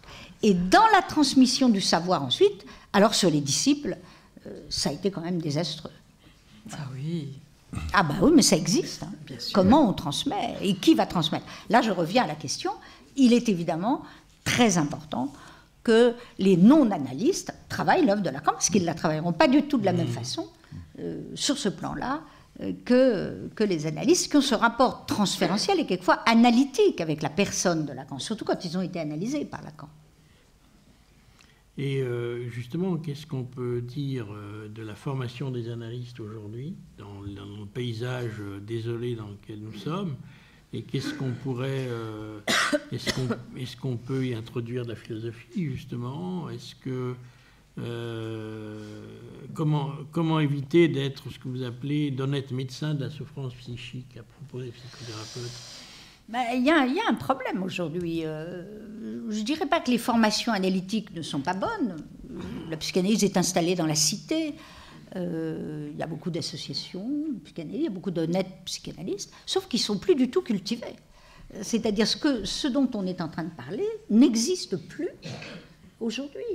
Les psychanalystes aujourd'hui, ce sont des psychologues. C'est-à-dire ils ont plus du tout fait d'études philosophiques. Les psychiatres n'en font plus parce que c'est devenu pharmacologique. Ça fait quand même maintenant à peu près 30 ans, 25 ans, que les jeunes psychanalystes ont fait d'abord des études de psychologie.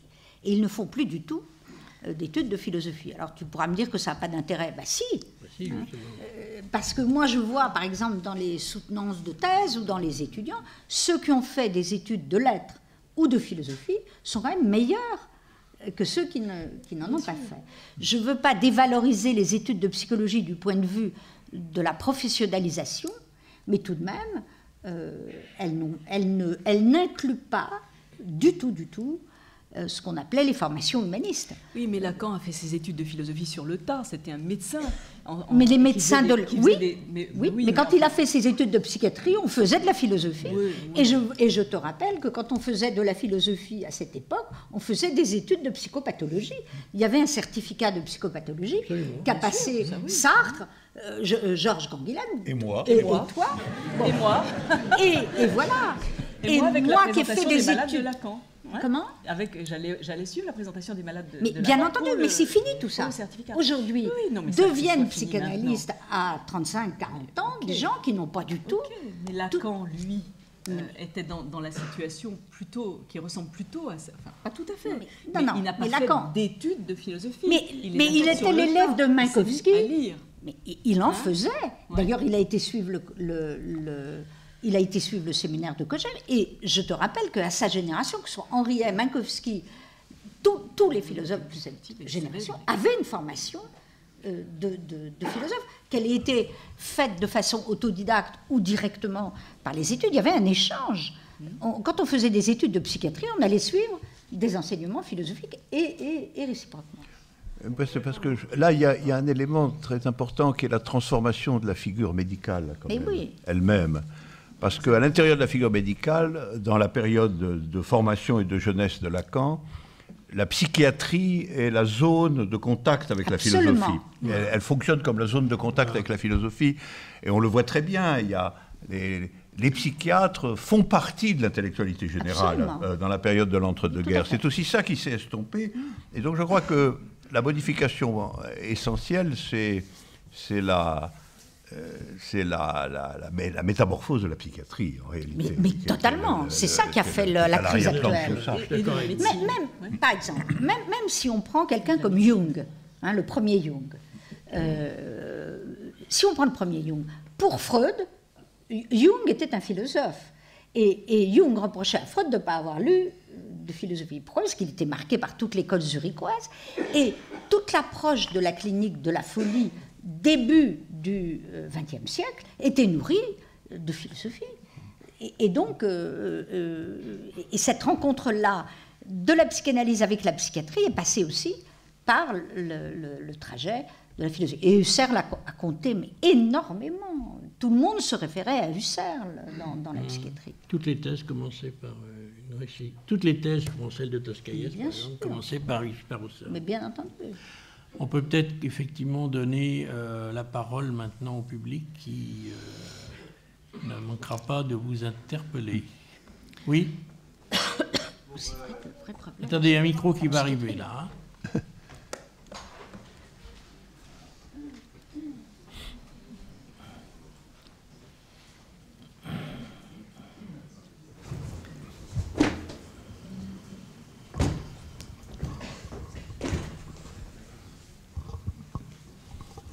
Un grand merci, c'est toujours un bonheur de vous entendre. Il y a aujourd'hui une confrontation très violente entre psychanalyse, psychiatrie et les résultats. On vient de voir le procès qu'on intente à une psychiatre ou un psychologue de ne pas avoir analysé suffisamment la dangerosité de son patient et de lui avoir donné sa chance en lui permettant de sortir. On vous entend pas bien. Alors, vous entendez comme ça? Oui. Alors, je disais que la confrontation est violente actuellement avec le problème de cette psychiatre qui n'a pas su déterminer exactement la dangerosité de son patient, qui l'a laissé sortir, etc. Bon, outre l'énorme émotion que cela provoque, moi je voudrais avoir votre avis de philosophe. Pourquoi on en arrive à cela? C'est ça qui m'intéresse, plus que l'émotion palpable et que je comprends très bien de votre part. Mais moi, c'est la part philosophique de cette qui me pose question. Pourquoi notre société en est arrivée à cela? Pourquoi on n'a plus de langage performatif, finalement? On vit aujourd'hui derrière les grilles d'évaluation. Hein, le performatif, le langage performatif, c'est pas le problème. Le problème, c'est de savoir si on est performant. Hein, c'est la performance qui est la performance, donc aussi, enfin, toutes les évaluations possibles. Il s'agit de transformer la qualité en quantité. La performance, c'est à ça que ça sert. Hein. Ça sert à transformer en quantité, en mesure, chose mesurable, quelque chose d'impondérable. Donc voilà, c'est ça qu'on lui reproche de ne pas avoir mesuré. Les psychiatres qui se sont fait assassiner. C'est terrifiant. Mais pour moi, c'est lié, enfin, si j'essaye de prendre la chose généralement, c'est lié à la notion d'évaluation des performances. Ça ne veut pas dire que ça soit bien. Hein. Je suis tout à fait d'accord. Bonsoir. Comment expliquez-vous la folie d'Althusser, qui était directeur de l'école normale supérieure, qui est rentré à Sainte-Anne et qui a assassiné sa femme dans des conditions atroces?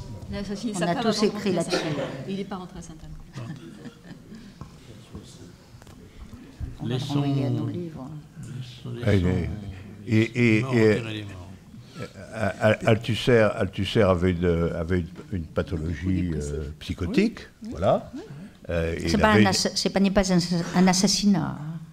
C'est un passage à l'acte meurtrier, ce qui n'est pas la même chose. L'assassinat est prémédité. D'ailleurs, pour autant qu'on sache, l'affaire n'est jamais complètement claire. Quand il a assassiné Hélène, c'était pour le bien d'Hélène. Oui, on sait même pas. C'était pas du tout un meurtre.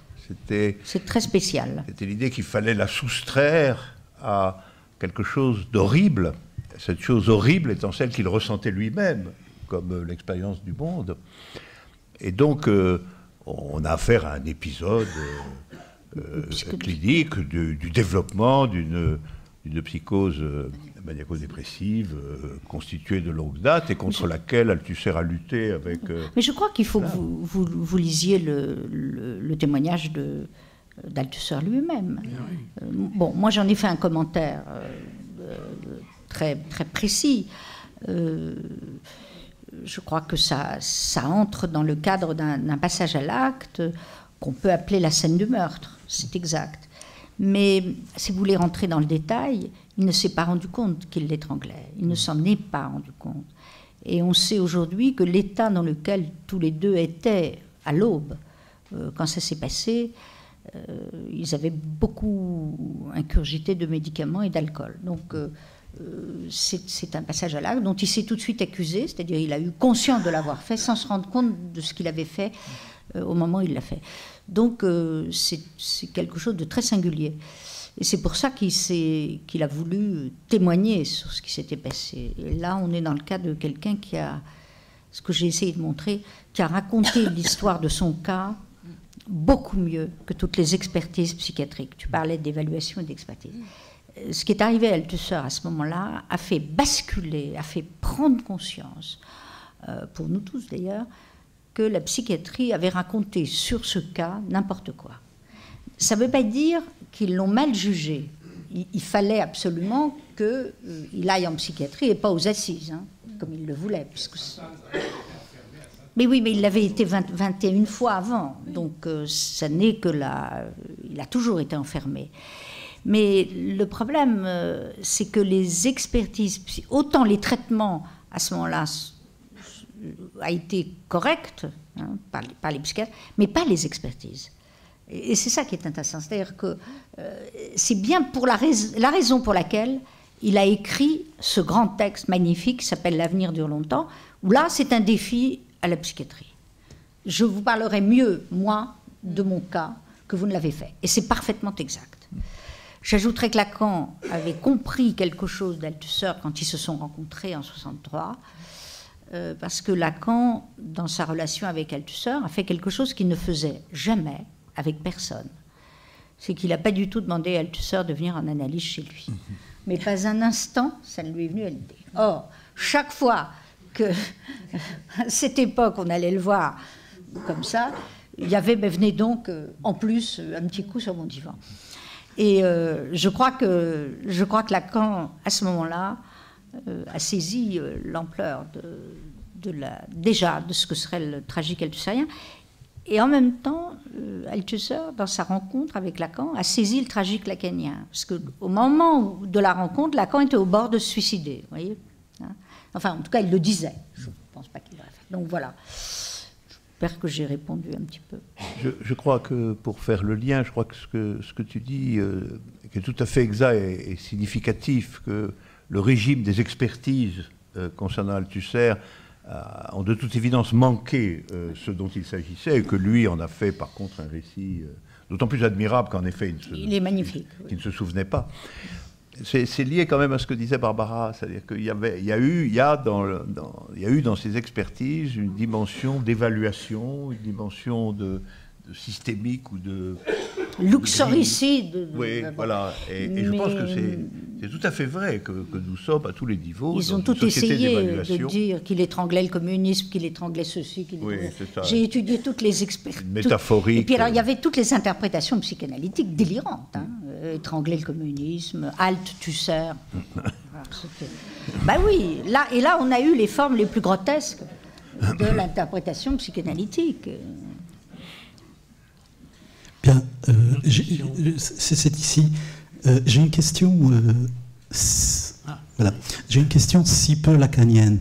J'aimerais savoir ce que vous pensez de la proposition que fait François Julien d'intégrer dans le dispositif freudien certains concepts de la pensée chinoise. Ces concepts étant les transformations silencieuses, la défixation, la lusivité, etc., etc.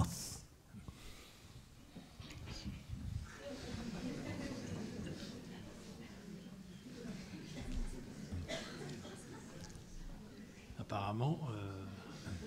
J'aime pas du tout cette histoire. L'autre absolu de l'Occident. Si je peux répondre Oui. Enfin, juste ce que je veux dire, c'est que je travaille un petit peu à Sainte-Anne, à l'Institut de psychanalyse, où arrivent tous les Chinois du XIIIe. C'est très extraordinaire. Et alors, tous les Chinois malades, qui estiment qu'ils ont besoin d'aide, ce qui est déjà pas simple. Et il est certain que on est dans une invention langagière perpétuelle. On est dans une incompréhension radicale et une compréhension radicale à partir d'un tas. Tu parles de Chinois qui parlent pas français. Processus. Bon, voilà. Non, mais tu parles de Chinois qui ne parlent pas français? Non, je parle de Chinois qui parlent très mal français et qui ne savent pas exactement... Et qui délirent en chinois. Et qui s'expriment à la fois en chinois et en français, comme les gens qui les reçoivent s'expriment à la fois en chinois et en français. C'est-à-dire c'est des bilingues ratés, c'est des bilinguismes très très mal faits, hein, pour l'instant. Mais où on voit que quand on essaye de dire un terme en français et qu'on essaye d'en trouver l'équivalent chinois, il n'existe pas. Comme ça, évidemment. Et c'est là où ce que fait François Julien est intelligent. C'est-à-dire qu'il montre absolument qu'il y a des bouts de discordance qui pourraient faire harmonie. C'est comme ça que je l'ai entendu, moi. Ça, c'est un concept. Version débat que parmi les énoncés les plus étranges de Lacan, il y a celui que les Japonais n'ont pas d'inconscient. Moi, j'ai toujours trouvé que c'était une énorme connerie. Ce texte était une énorme connerie que j'ai vraiment bien étudié. Bon, je me suis même demandé dans l'emprise de quoi il l'avait écrit, mais c'est un texte quand même. C'est un texte insensé. Il y avait ça chez Lacan à la fin quand même. Il y avait une espèce d'état délirant qui était en revanche inscrit chez lui. Le désir d'Orient, j'ai appelé ça, est inscrit depuis toujours. Moi, je l'ai rattaché à cette extraordinaire quête de l'autre. Il a quand même fait du chinois pendant l'occupation. Et alors, le Japon, qui n'est pas la Chine chez lui, a occupé une autre fonction, je dirais presque physique, corporelle. Lacan avait quand même installé à Guitrancourt une maison de thé chinoise. Il avait installé... chinoise ou japonaise? Mais oui, une maison de thé, pardon, japonais. Il avait installé des rituels japonais dans sa vie, plus que la Chine, pour lui, était un orient de la langue, je dirais, et le Japon, un orient de la vie, de l'existence. Kojève avait été aussi fasciné par cet aspect-là. Pour Kojève, l'histoire mondiale s'achevait au Japon. C'était encore une thèse extraordinaire. Alors évidemment, c'est pas le cas chez Lacan, bien que quand il va au Japon... Mais il faut que vous compreniez que quand Lacan voyageait aussi, on l'oublie, parce qu'aujourd'hui on est confronté au texte de Lacan et on oublie sa personne. Il faut voir ce que c'était quand Lacan voyageait. Quand il voulait voir tel lieu à tel endroit, il avait tout étudié avant, et il allait voir tel lieu et tel endroit dans une espèce de ritualisation obsessionnelle, dans lequel ça entrait, je dirais presque physiquement, dans sa manière d'être. Lacan en voyage, c'est pas Freud en voyage. C'est tel hôtel et tel repas et tel numéro de chambre et tel endroit, et c'est pas tel autre. Bon. Donc, infernal pour voyager, mais en même temps fascinant. Donc, il y a en tout cas chez lui une étrangeté du désir du voyage.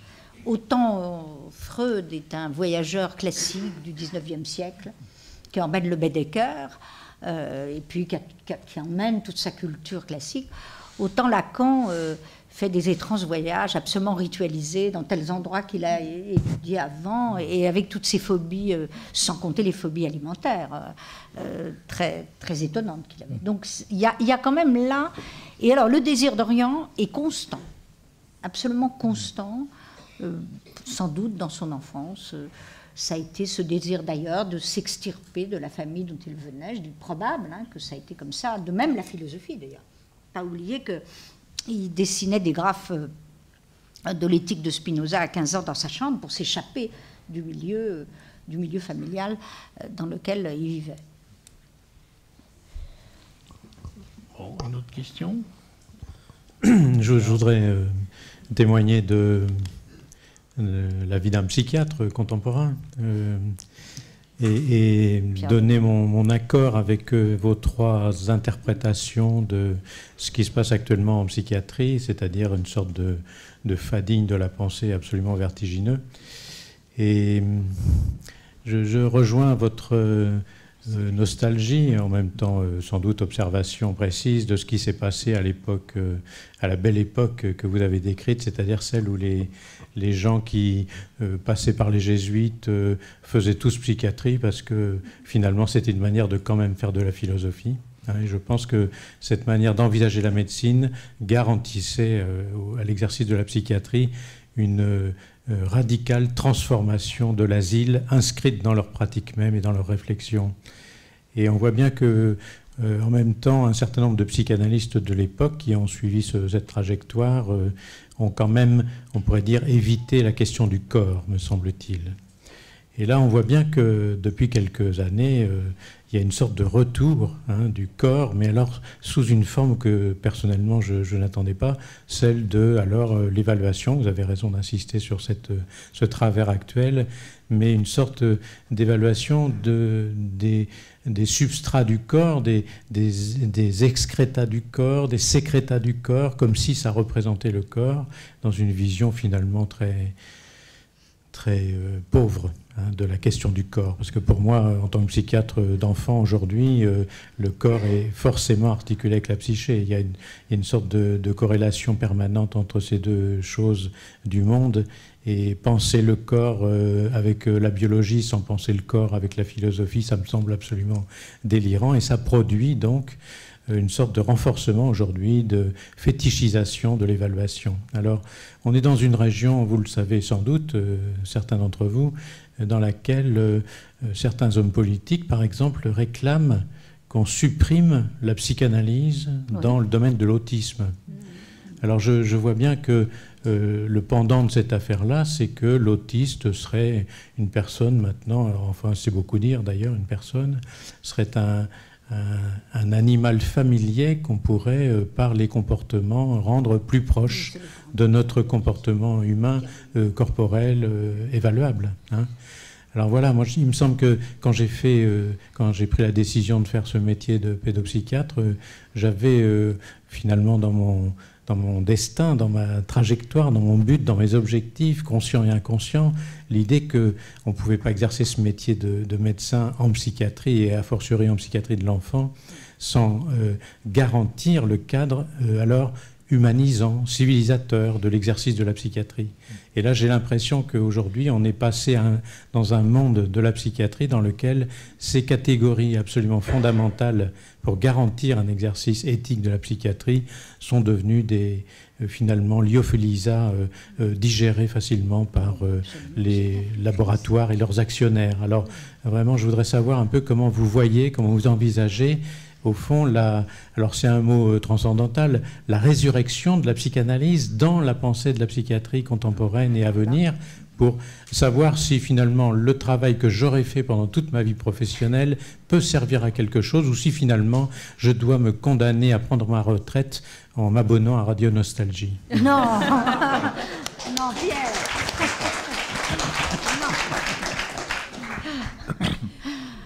Non. Merci Pierre de Lyon d'être venu, mais non, on ne va pas s'abonner à Radio Nostalgie.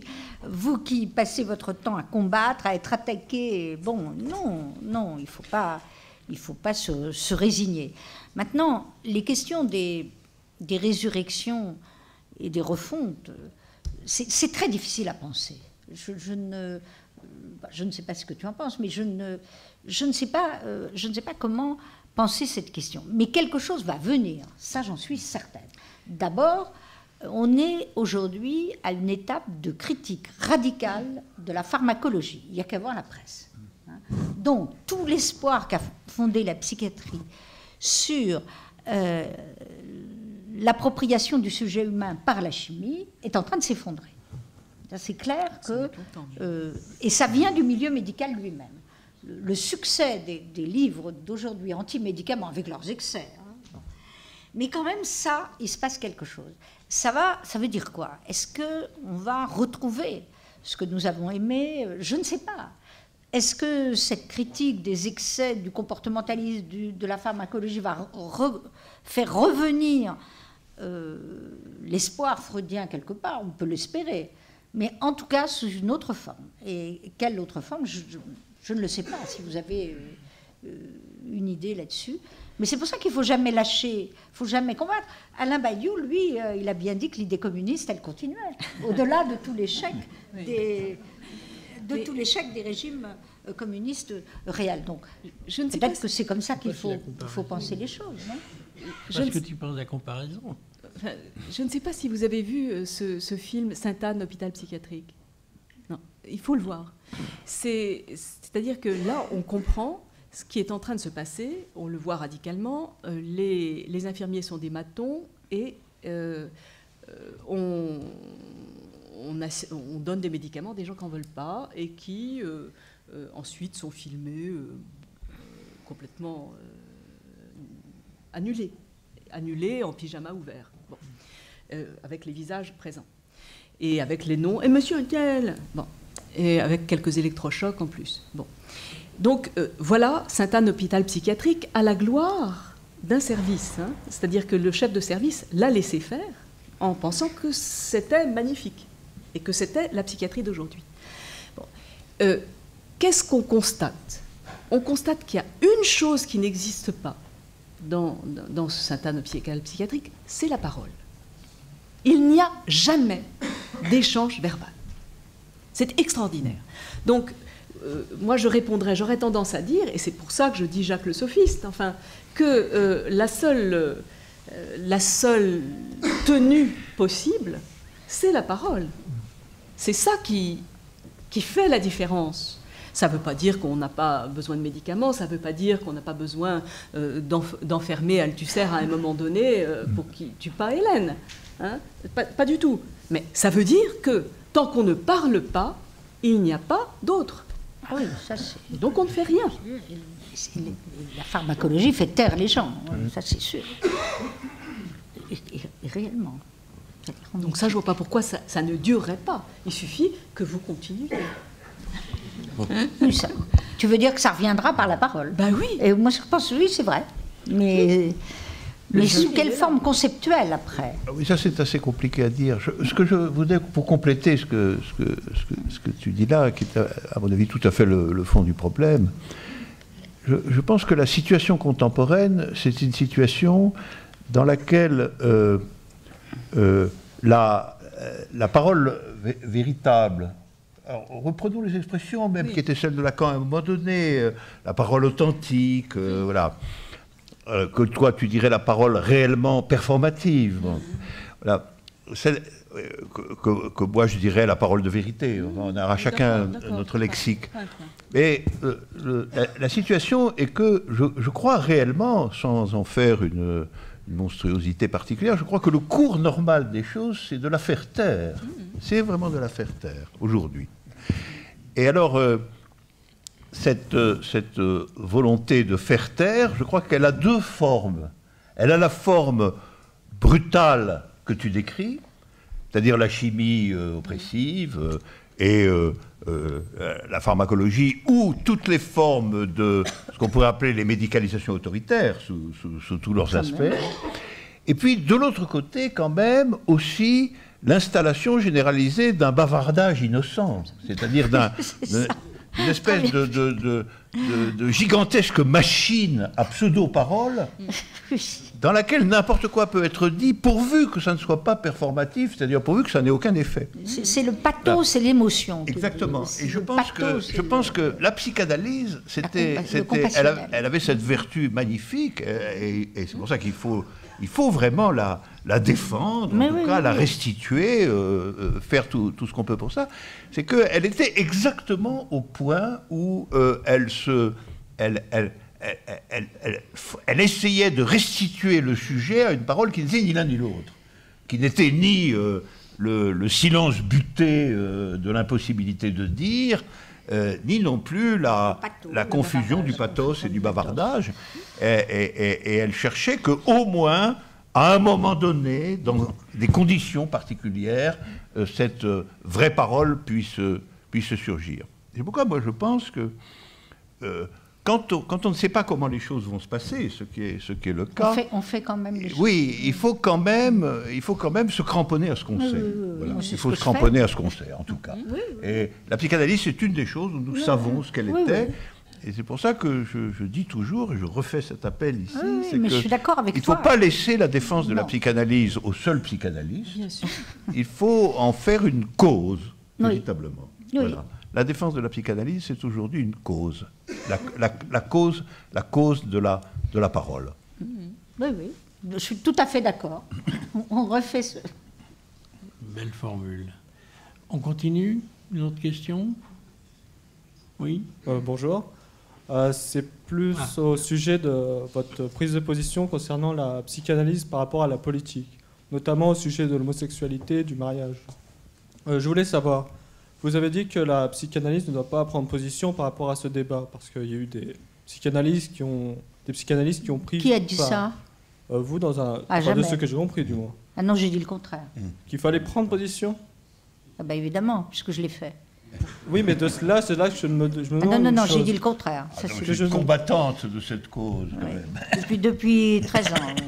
Ce que je me demande, c'est si déjà la psychanalyse doit prendre position. Mais bien sûr. Attendez. Mais dans un second temps, surtout, c'est savoir si la psychanalyse ne peut pas aussi prendre position contre. Tout à fait. Mais c'est une prise de position. Mais dans ce cas-là, pourquoi condamner les psychanalystes qui n'ont... Je pense par exemple à une déclaration récente comme quoi, je crois que c'est l'extrême droite qui serait l'ennemi de la psychanalyse ou quelque chose du genre, une citation récente du directeur, je crois, de France Culture d'ailleurs. Oui, Philippe Val. Donc je voudrais savoir ce que vous en pensez de cela. Parce que se mettre en position... Je vais dire les choses un petit peu autrement. Il y a des... D'abord, je pense que les psychanalystes, c'est pas la psychanalyse, là, c'est les psychanalystes, sont beaucoup trop dépolitisés et depuis très longtemps sur tous les sujets. Pourquoi? Parce qu'il y a une vulgate qui dit qu'on applique la neutralité de l'écoute psychanalytique à l'engagement citoyen. Ça, c'est une chose horrible. Voilà. Et quelles que soient les tendances, elle existe depuis toujours. Elle existe. Chez les lacaniens, chez les freudiens, il y a cette idée qu'on ne s'engage pas. Or, jamais Freud a fait ça. On rapporte ça à Freud en disant qu'il ne s'est pas engagé. Il s'est engagé dans tout. Contre la peine de mort, sur la guerre, pour l'émancipation des homosexuels. Il a signé les pétitions. Tout. Bon. Donc, c'est quelque chose d'incroyable, cette histoire, comme si elle se suffisait à elle-même. Il y a même des psychanalystes qui, de temps en temps, disent moi, mais je n'ai pas besoin de m'engager pour défendre la psychanalyse contre les autres livres noirs et autres monstruosités, puisque c'est ma clinique qui me défend. Voilà. Donc, ce n'est pas seulement sur cette question de l'homosexualité, c'est sur l'ensemble des choses. Sur la question de l'homosexualité, ça me paraît évident que ça concerne encore plus directement les praticiens, puisque de quoi s'occupent les psychanalystes dans leur pratique, sinon de la famille. J'insiste, on s'occupe de quoi? Dans la pratique, de la famille. Qui est papa? Qui est maman? Qui est mon grand-père et ma grand-mère? Alors là, si ça ne les concerne pas, qu'est-ce qu'ils vont faire dans la pratique la plus simple? Et là, je parle de la façon la plus simple, quand ils vont voir arriver chez eux des gens qui ont des problèmes qui sont liés à leur histoire familiale, et notamment au fait qu'ils peuvent être les enfants de familles homosexuelles. Comment vont-ils faire? C'est une simple question. Et c'est pour ça que j'ai dit qu'en effet, il était nécessaire qu'ils prennent position. Qu'ils prennent position contre une loi, oui, je le comprends. Ce qui m'a beaucoup choqué dans la manière dont ils ont pris position, c'est les arguments qu'ils ont utilisés. Qu'on soit contre, oui, mais avec quels arguments? Et les arguments ont été, pardonnez-moi, ceux, en gros, de Monseigneur Barbarin. Les mêmes arguments. Hein. C'est-à-dire qu'ils ont été même pires que les prêtres aujourd'hui, pires que les religieux. Ils ont quand même dit que, en gros, si des enfants étaient élevés par des couples homosexuels, ils ne connaîtraient pas la différence des sexes, que le mariage, le fondement était la différence anatomique des sexes, qu'on portait atteinte à quelque chose de fondamental dans l'humanité en voulant réformer le code civil. Non. Bon, tout ça est absolument ridicule. Mais ils l'ont dit au nom de la psychanalyse. Moi, qu'on le dise au nom de la religion, je peux comprendre. Je peux comprendre qu'on soit contre. Mais au nom de quoi, hein? C'est pas dans Freud, jamais. Il n'y a pas un texte psychanalytique qui peut permettre de dire des choses aussi sottes. Alors, ce sont des opinions qu'ils émettent. Ça, ils ont le droit, hein, comme tout citoyen, mais qui parlent quand même pas au nom d'experts de la psychanalyse. Je suis là et je vous parle, j'étais à la commission parlementaire hier pour, moi, personnellement, défendre le projet, avec d'autres d'ailleurs, Et il y avait 3 psychanalystes qui étaient interviewés comme experts de la famille, venant dire que ces enfants-là étaient une catastrophe pour l'avenir de nos générations, qu'ils allaient eux-mêmes engendrer des monstres parce qu'ils étaient élevés dans des conditions monstrueuses. Écoutez, ces psychanalystes-là, ils agissent comme experts, et ça n'est pas admissible. Oui. C'est pour ça que moi j'ai fait un discours qui n'était pas celui de l'expert, puisque j'ai parlé de Jean Valjean. Comme figure, évidemment, comme vous savez qui est Jean Valjean, père, mère, homme vierge qui tombe amoureux de Cosette, qui aujourd'hui, par les experts, qui est le père sublime, magnifique, qui éprouve les étreintes de l'accouchement quand il rencontre cette fillette. C'est la première extase amoureuse qu'il a dans sa vie. Il est un père admirable. Qu'est-ce qui serait aujourd'hui par les experts psychiatres? Je me le demande. Voilà. Repris de justice, c'est fou. Bon, donc il faut quand même arrêter. Voilà ma réponse. Alors maintenant, vous avez le droit d'être contre. Vous pouvez être contre, on peut être contre, mais pas en invoquant une doctrine psychanalytique qui n'a pas lieu. Voilà. Moi, ce que j'aimerais peut-être dire, c'est que ce que la psychanalyse, au fond, retisse un peu autrement et remet en branle, c'est la notion, par rapport à la famille, le rapport entre nature et culture. Et c'est bien ça dont il s'agit dans ce type de loi. C'est... j'étais à une émission un peu...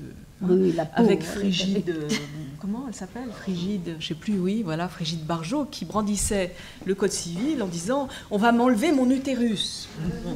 Je vais être parent et je ne serai plus mère, j'aurai plus d'utérus. Bon. Il n'y aura plus de père et de mère. Il n'y aura plus de père et de mère. Bon. Bien sûr que si. Qu'est-ce que c'est que cette histoire qui mélange vraiment nature et culture, comme ça, qui les symbiotise, alors que justement ce dont il s'agit, me semble-t-il, avec la psychanalyse, c'est de nous faire toucher du doigt que ces rapports sont beaucoup plus complexes que ça, et que ce qu'on prend pour de la nature, c'est quand même sacrément de la culture. Bon. Oui. Ce moment de la psychanalyse, Lacan... Attendez, on va vous donner un micro. Qui était nourri de culture, mais il y avait des passages aussi avec les... Je pense aux avant-gardes, je pense aux passages avec des gens comme... aux surréalistes, au rôle que rappelait Lucien Bonafé, qu'ils disaient qu'ils avaient plus fait pour fermer enfin, non pas fermer, mais faire changer les hôpitaux psychiatriques que les médecins eux-mêmes. Enfin, c'est tout ce contexte-là. Et je pense derrière ça aussi, au niveau d'une forme excusez-moi, je suis un peu ému de parler, de rejet, au travers du séminaire de Kojève. Enfin, je pense... Pardon, c'est difficile pour moi, mais assommant très important autour de documents, de Lacan, de tous ces voisinages qui vont, je pense, influer beaucoup sur Lacan lui-même. Et, voilà. Et là, il y a quelque chose, et c'est à la fois extrêmement politique et c'est extrêmement diffus, ça foisonne. Oui, et au-delà, puisque c'est pas les mêmes. C'est surtout Salvador Dali. Oui, oui, voilà. Et Dali, c'est pas la même chose que Masson, ni que voilà. Moi, juste un point, moi, je pense que ce qui a beaucoup marqué Lacan, c'est le deuxième surréalisme, hein, celui du deuxième, les années 30 d'ailleurs. La pulsion de mort, Dali, quand le surréalisme sort des débuts, alors que Breton est beaucoup plus freudien. Breton, c'est les rêves, c'est le sommeil, c'est les états magnétiques, c'est tout ça. Breton était beaucoup plus hegeliano-freudien. Et Lacan, c'est le deuxième surréaliste. C'est-à-dire, là, il y a la prise en compte de la pulsion de mort, et c'est pour ça qu'il s'entend si bien avec Dali sur la notion de paranoïa. C'est les années 30. Hein. Mais de toute façon, tout le surréalisme a marqué Lacan, a marqué tout le monde à cette époque. Oui, une autre question? Oui. Oui, merci. Tout d'abord, je vais témoigner avant de poser ma question. J'ai été élevée par ma grand-mère et ma mère, et la société m'a servi de père. Voilà. Et je ne crois pas être devenue un monstre. Merci. Alors voilà, maintenant je pose ma question. les psychanalystes actuellement étudient-ils l'incidence des substances psychédéliques sur la psychanalyse? Des substances psychédéliques comme le LSD par exemple, il paraît qu'on a accès à l'inconscient. Je suis en train de lire le livre de Tom Verdier, le compagnon d'Amélie Nothomb, qui a publié son livre Lucie dans le ciel. Voilà. Et j'ai écouté sa conférence. Et voilà, il nous dit qu'elle donne accès à l'inconscient. Donc je me demandais... Ça libère les défenses, oui. Oui, c'est vrai. Est-ce que ça donne accès à l'inconscient? Lequel? Enfin, c'est tout le débat sur les drogues. C'est bien ça. Non? Oui, c'est ça. Oui, mais ça donne pas seulement accès à l'inconscient. Mais le LSD, dit-il, il n'y a pas d'accoutumance au LSD et pas d'incidence sur la santé, paraît-il.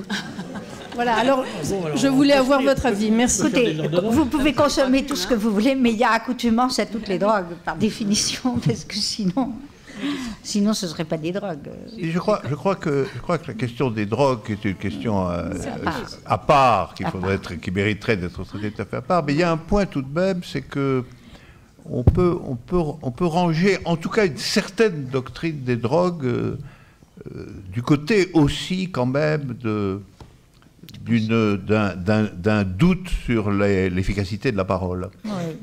C'est ce que Deleuze... Je la mettrais de ce côté-là. C'est ce que disait Deleuze. Hein. Il disait, à un moment donné, des petits médicaments pour se taire. Voilà, exactement. Et ça, c'est pour ça que, dans le dispositif qu'on décrivait, là, le faire-taire brutal et puis la dispersion générale d'une parole futile, en fait, d'une parole qui n'en est pas une, la position de la drogue est équivoque. Dans le monde contemporain, en tout cas, elle est équivoque. Qu'elle ait pu avoir des fonctions symboliques dans d'autres sociétés, etc. Mais là, je pense qu'elle est équivoque.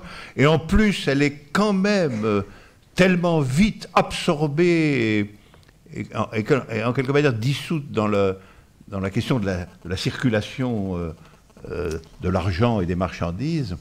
Elle est tellement imprégnée de ça, elle est tellement une composante de ça que voilà. Ouais. C'est pas prendre position contre, c'est un tout autre débat. Mais la position de la drogue, où est la drogue aujourd'hui? Ça, c'est une question. Et qui consomme? Enfin, je suis pas sûre qu'on puisse quand même laisser dire, ceci dit, que le LSD n'a aucune incidence, etc.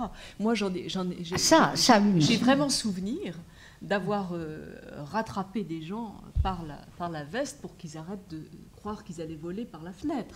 Je veux dire, ça, c'est quand même une incidence. Je veux dire, je ne les aurais pas rattrapés, ils se seraient écrasés par terre. Oui, non, il faut faire attention avec tout ça. Il faut faire gaffe, c'est juste ça.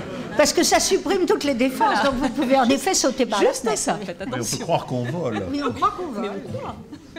Je me suis demandé si Deleuze en avait pris quand il a sauté. Peut-être une question générale. Oui. Depuis la fin des années 70, le concept de narcissisme a été progressivement exporté de la psychanalyse à la sociologie. Je souhaiterais que vous éclairiez un petit peu la conception du narcissisme de Lacan par rapport à celle de Freud. Question de cours.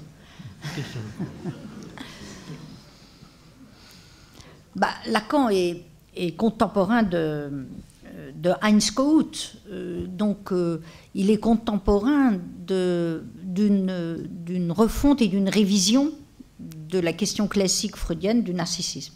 Autrement dit, de la manière dont, à partir d'un certain moment, et c'est vrai que ça joue dans sa manière d'étudier le narcissisme, on s'est beaucoup moins intéressé aux conflits sexuels, puisque la société avait changé. Il n'y avait plus les frustrations sexuelles du début du XXe siècle, il y avait sur Freud, et qu'à partir des années 60, on a vu apparaître des pathologies dans les sociétés démocratiques tout à fait différentes qu'on a appelées narcissisme, c'est-à-dire le rapport de soi à soi, justement chez des sujets complètement individualisés, libérés en apparence des conflits sexuels. Donc je crois que là, il y a chez Lacan cet apport-là, il est contemporain de Kohut. Et puis, il est plus phénoménologue, il vient du stade du miroir, donc c'est beaucoup plus intéressé, disons, à l'image de l'autre, à l'aspect meurtrier du narcissisme, alors que Freud est resté, encore que pas le deuxième Freud, mais enfin, il y a une avancée vers la désexualisation de la question chez Lacan qui est claire. Mais de toute la société, c'est sûr que quand on a dit on va remplacer Narcisse par Édipe, c'est vrai qu'on tentait à remplacer une tragédie par une autre. Alors évidemment, l'école de Francfort, je pense que vous pensez à tous les sociologues comme Christopher Lasch qui ont dit qu'on vivait dans des sociétés narcissiques, le culte du narcisse. C'est vrai, tout ça. Sur le plan clinique, ça se traduit par beaucoup plus et indépendamment des classifications de la psychiatrie, beaucoup plus de pathologies dites narcissiques ou dépressives que de pathologies hystériques à l'ancienne. Voilà. Mais ça, c'est l'histoire de la médecine qui le dit. Mais ça ne veut pas dire qu'il y ait disparition de tout. Je vous répondrai en disant qu'on peut le penser aussi avec Freud. Mais Lacan a oublié qu'il était passé lui aussi par Kohut. Quand il a repensé le narcissisme, la question du narcissisme, il est passé par toute l'école américaine quand même. Oui, je crois qu'aussi il a déployé dans un cadre alors dialectique la relation du narcissisme et de l'agressivité. Ah, tout à fait. Alors, parce que la relation du narcissisme et de l'agressivité, voilà, ça c'est le côté hegelien, c'est-à-dire l'idée que le narcissisme, c'est-à-dire le moment de la reconnaissance de soi, est équivalent en réalité, à une certaine équivalence avec l'agressivité à l'égard de l'autre. Mais on retrouverait dans l'école de Francfort des aspects tout de même... Mais parce qu'il y a une source hegelienne commune. Il y a une source hegelienne commune, il y a une lecture de la pulsion de mort qui existe. Absolument. Voilà, donc oui. Et puis également, finalement, l'usage que fait, y compris Lacan, du Hegel de Kojève, la lutte pour la reconnaissance. Là, il est très kojèvien. La lutte narcissique pour la reconnaissance se transformant en lutte à mort. Ouais. Mais Kojève a beaucoup apporté à Lacan. D'ailleurs, moi, j'aime beaucoup Kojève, mais je sais que... Nous l'aimons tous. Oui. Une ultime question, si elle existe. Oui.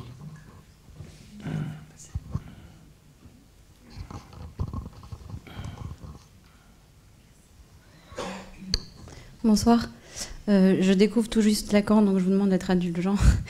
Je voulais savoir dans quelle mesure, pour Lacan, les personnalités étiquetées psychotiques sont-elles analysables ? Dans quelle mesure peut-il y avoir passage d'un état à l'autre ?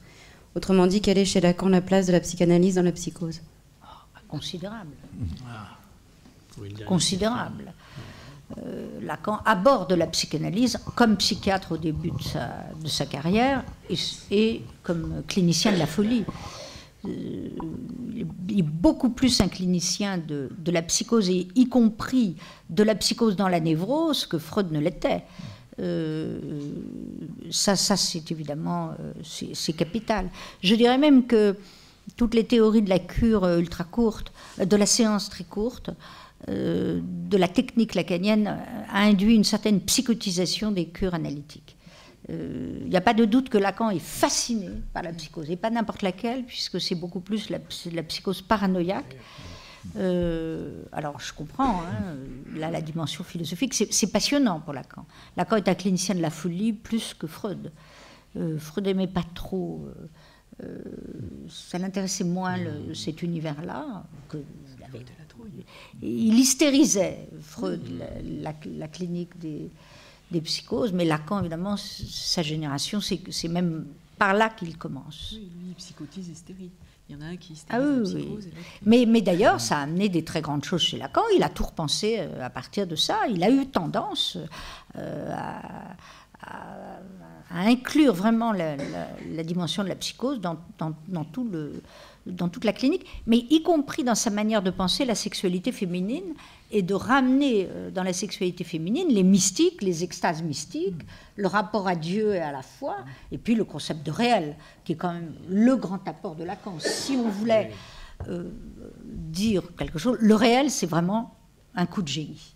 Ça, Freud ne l'avait pas pensé, Lacan a dit. Et je crois qu'il y a une dérivation même lisible, de caractère absolument conceptuel dans le rapport à la psychose chez lui. Oui, parce que les catégories les plus fondamentales, celles du grand autre, celles de l'objet, celles du réel, elles viennent de la psychose, en fait. Elles viennent de l'interprétation de la psychose. Alors, c'est vrai qu'il y a la psychose est présente dans l'organisation conceptuelle elle-même. Oui. Au cœur. Puis il était fasciné, même personnellement. Vous parliez tout à l'heure des passages à l'acte des patients. Quand même, Lacan, indépendamment des présentations de malades qui étaient un peu un théâtre, parce que là, c'était des patients bien calmés. Mais enfin, Lacan, il n'avait pas peur d'entrer dans les cellules, il n'avait pas peur Lacan n'avait pas peur des fous. Et quand on est venu chez lui, en tentant plusieurs fois quand même, je ne dirais pas de le tuer, mais enfin, avec des agressions violentes, il avait une manière de calmer, de répondre. Il savait parler aux fous, Lacan. Il savait leur parler. Indépendamment des présentations de malades. Hein. Je veux dire, le cabinet du docteur Lacan était ouvert à tout vent, et n'importe qui venait chez lui. On raconte aussi que quelqu'un pouvait venir chez lui, lui parler très tranquillement, voir... et que tout d'un coup, là, quand on lui dit « Mais mon ami, vous êtes complètement fou !» Voilà. Oui, il était bien sûr. Oui, non, mais ça, il n'y a pas de doute. Nous sommes arrivés au terme de notre soirée. Je remercie nos trois invités vivement.